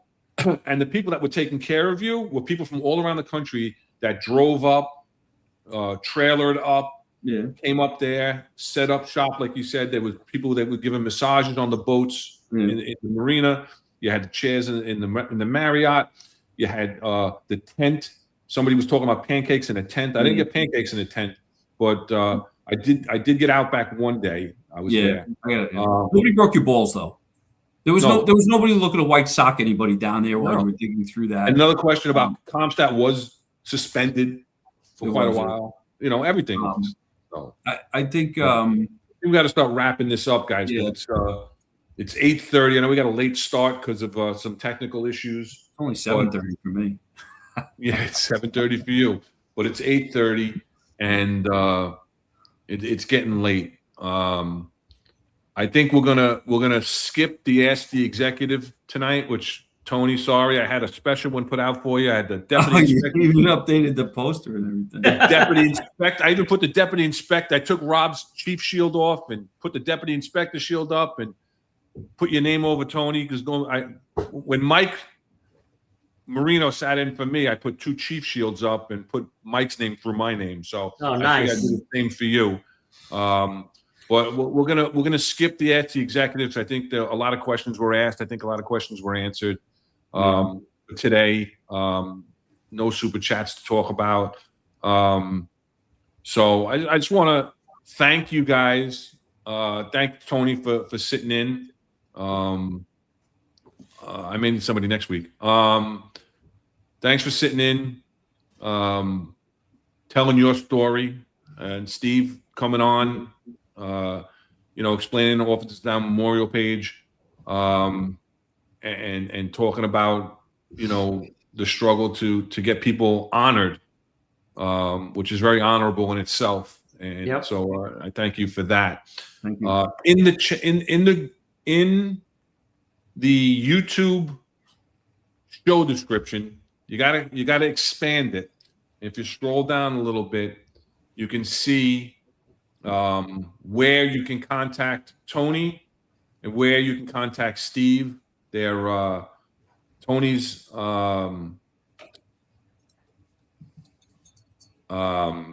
LinkedIn page is there, and Steve's X and LinkedIn page, LinkedIn space is there. So if you want to reach out to them for anything, that's great. So I'll go around one last time, and then Tony, I'll give you a couple of minutes to talk about Rising Star and your current courses that you're teaching with your school. But yes, sir. Let's go around one last time, just last comments for the night. Yeah, Steve, go ahead. Yeah, I appreciate that you had us on to speak about this, and first to just shed light on 9/11 illnesses, how many people are affected by it, encouraging people that aren't part of the registry to get there, and to letting Tony tell his story. And Tony, thank you for telling us such a personal story. I mean, it's not, it's something you don't hear often. And so I think some people don't really realize what's going on with some people. So I do appreciate that you were willing to share that. 23 NYPD officers were killed on 9/11. It was 72 law enforcement officers between Port Authority and several other agencies, New York City courts, that were killed that day. But I mean, that the effects of 9/11 still are apparent today. People are still dying from it. So I think it's important that we talk about it. So I appreciate that you got that out there. I appreciate that that conversation turned to a direction we didn't think it was going to turn for well over an hour. And I think it was a valuable conversation, not only for us, like I said earlier, almost a little mini therapy to talk about stuff that we hadn't spoken about in years probably with anybody. But I think it was valuable for the viewers, especially the younger ones like Jamie Regan, that has never heard these stories before and didn't know some of the stuff. And I'm sure there's a bunch of other people watching that just didn't comment that are the same way. And people that are going to watch this, when Jamie goes and tells 2 of the guys he works with, hey, you got to go watch that show on YouTube or whatever, and take a look at what these guys are talking about. So I appreciate that you gave us the time and the space, and we're willing to go for 3 hours and 20 minutes to go through all of this with us. yeah, just thank you. And, for the cops out there that are listening, remember to, those that came before you, remember why you do the job, and take care of each other. It might seem tough sometimes with politics, but ultimately you'll have to take care of each other. You have a city to protect, and just make sure you all go home safely at the end of the night. However you have to do that. That's it. I'll leave it open to Ron and Tony. Yeah, thanks, Steve. I appreciate it. I appreciate you coming on. Like I said, and joining us. You're part of the Executive Protective family. I told you that when we did the interview. You're always welcome. Appreciate you coming on. And I think also, besides you saw the same thing I saw. Jamie's back. So, but not just. Wait, you have one? Yeah. No. You have to ask that question. You know me how many years. But it would be no fans. No fans is what it would be on. Yeah, but it'd be no fans. Definitely not the Jamie fans, right? But just the reality of him, coming out of his persona on the chat to ask legitimate questions, which is fine, and to listen to our stories, which is appreciative, to have better understanding of what we went through, but also maybe triggering others that are listening. Like there are people in the chat that did comment that were there also. It's good for them to hear it too, because they don't talk about it. I'm telling you now, Housing for Life's not talking about it, on a regular. And other guys that commented.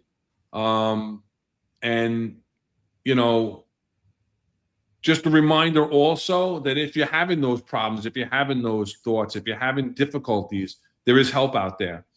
And if you're on the job, there's help off the job. You don't have to go through the job.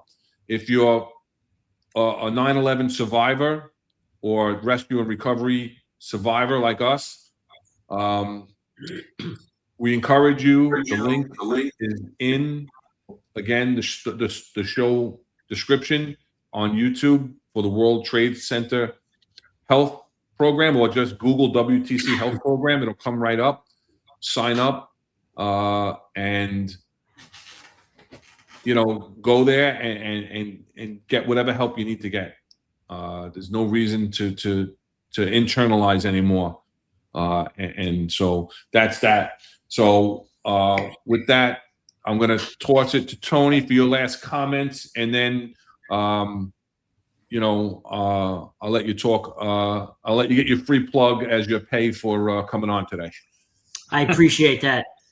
Thank you for that. So I'll just say, be brief in the closing that, first thing is, Ron, I want to thank you for having me on. Obviously, I appreciate being part of the family and doing this when I can.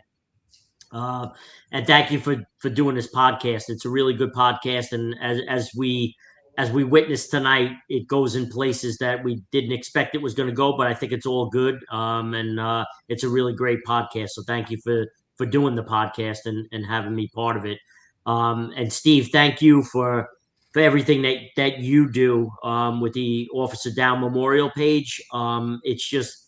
It's honorable. It's incredible work that you do to recognize those that fell as a part of the line of duty. And I always say that a hero remembered never dies, and I think that's very applicable to the Officer Down Memorial page. We always need to remember those that gave the ultimate sacrifice. So thank you for doing that. And then lastly, before I do my shameless plug for Rising Star, you can do Blue Line too. No, it's all right. I'll just say that along the lines of what we were talking about, anybody that's listening to the podcast that was involved with rescue and recovery for 9/11, please don't, just because you feel good today, you gotta just register and get involved in the program, because you just don't know what's going to happen in the future. So please follow up on your health, and hopefully, God willing, nothing goes wrong. But if something does, the World Trade Center Health Program is going to be there to help you out. So definitely get registered for that. So thank you guys for that. I appreciate it. All right. So you got a couple of things going on. Tell us quick about Blue Line Consulting Group.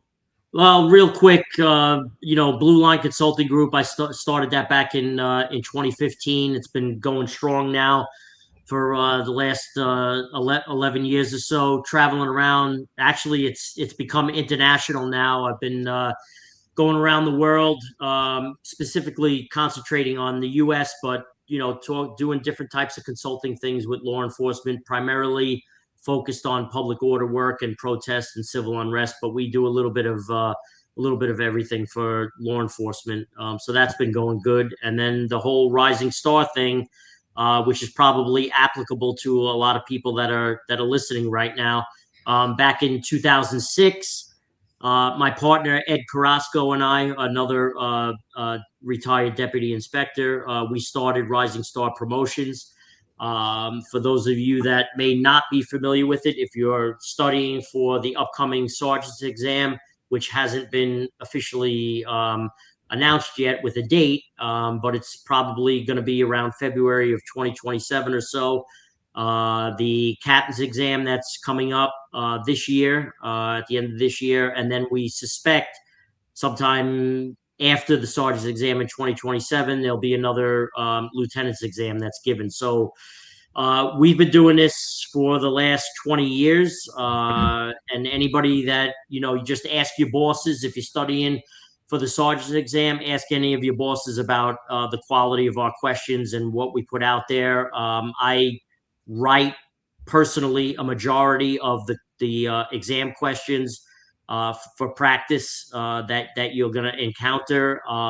We are very well known for our questions. We're notoriously challenging in our questions for a very good reason. They challenge you so that, our philosophy is we want you to get questions wrong now and understand why you got them wrong so that you don't make that mistake on exam day. So there's a reason behind it. And I will tell you that the questions that we write, they're not AI generated, which is very easy to do nowadays. So there may be other people or schools that are out there that'll throw thousands of questions at you, but they may be AI generated, which, that's not what's going on with the exam writers, right? So I specifically handwrite all the questions that you're going to get, and there's a reason why.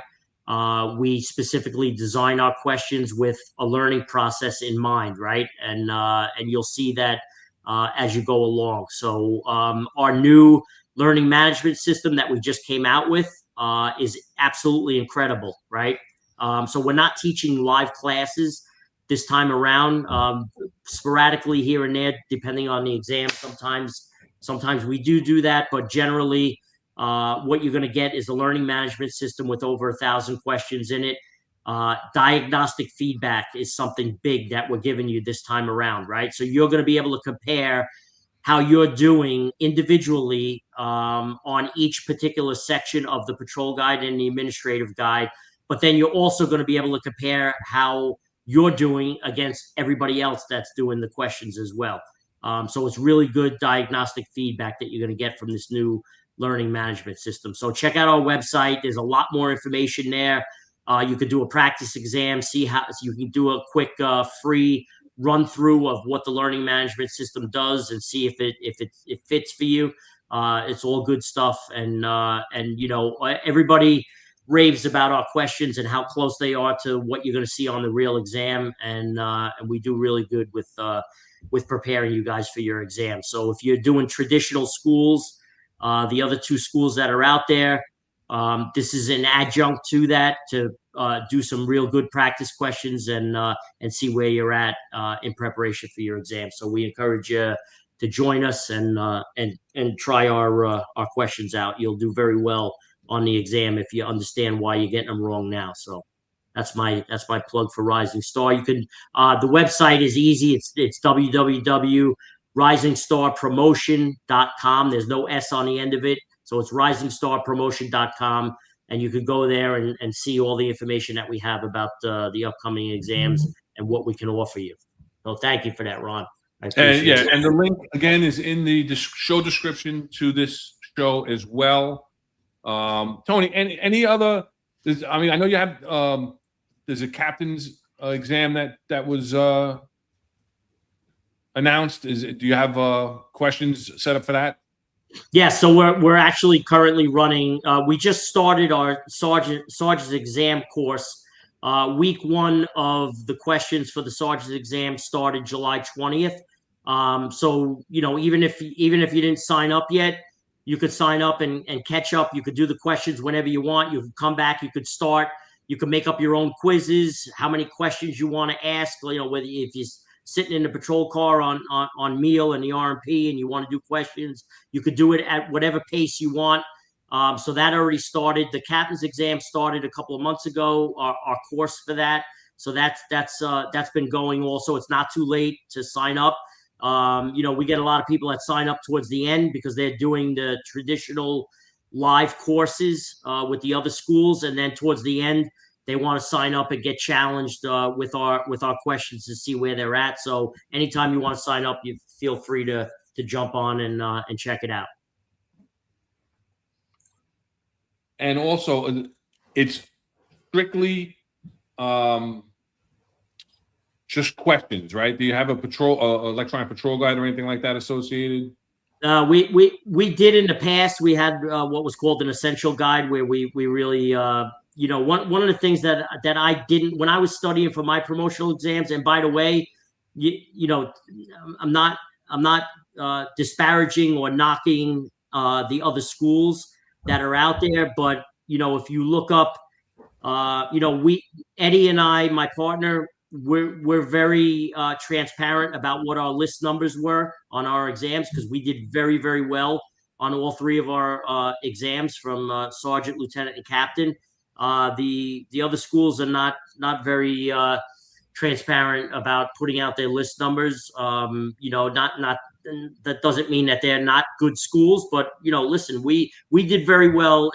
I say that because we were absolute savages and animals when it came to studying for our promotional exams, and our method of studying and why we put together the questions that we put together is for a very good reason. And the results that we got personally from our exams show, and everybody that's taken our questions and utilized them the way that we teach you to use them has done very good. But we had in the past an essential guide. We're not doing that this time around. In the next round of exams in a couple of years, we may go back to doing that again and have some live classes. We're not sure, but for now, just keep doing those questions, because that's going to show you where you're at in your study journey and how well you're doing. So, all right, great. All right, thanks for that. Appreciate it. And again, just before we go, one last reminder: the link is in the show description. Cat Curry's GoFundMe. So again, a friend of the network, retired Detective Mike Smith, is putting it out there for retired Detective Frank Curry, his wife having these serious medical issues in Philadelphia, needing the lung transplant. So if you could donate, please do. If you can't donate, if you could just share out the link, we appreciate that. All right, guys, thanks. I really appreciate it once again. Thank you. So Ron. Friday, Eric, John, and Marlon will be back. New York's finest tried and unfiltered podcast, 0805. Marlon, you guys have any topic for Friday, or is it just going to be a continuation of all the chaos that's going on in the city? So they will be back on Friday, 0805. Then again, Monday and Wednesday. We'll be back. I'll be back, hopefully with Rob. No topic yet for Friday, but it's usually the round table and to just go over what's been going on. There's plenty of stuff to discuss. Rob should be back next Wednesday, and we'll be back at 5:05 p.m. on time with no technical difficulties, hopefully. And until then, I appreciate you all for being here. Thank you to everybody in the chat for joining in. Till then, be safe, everybody. Have a great night.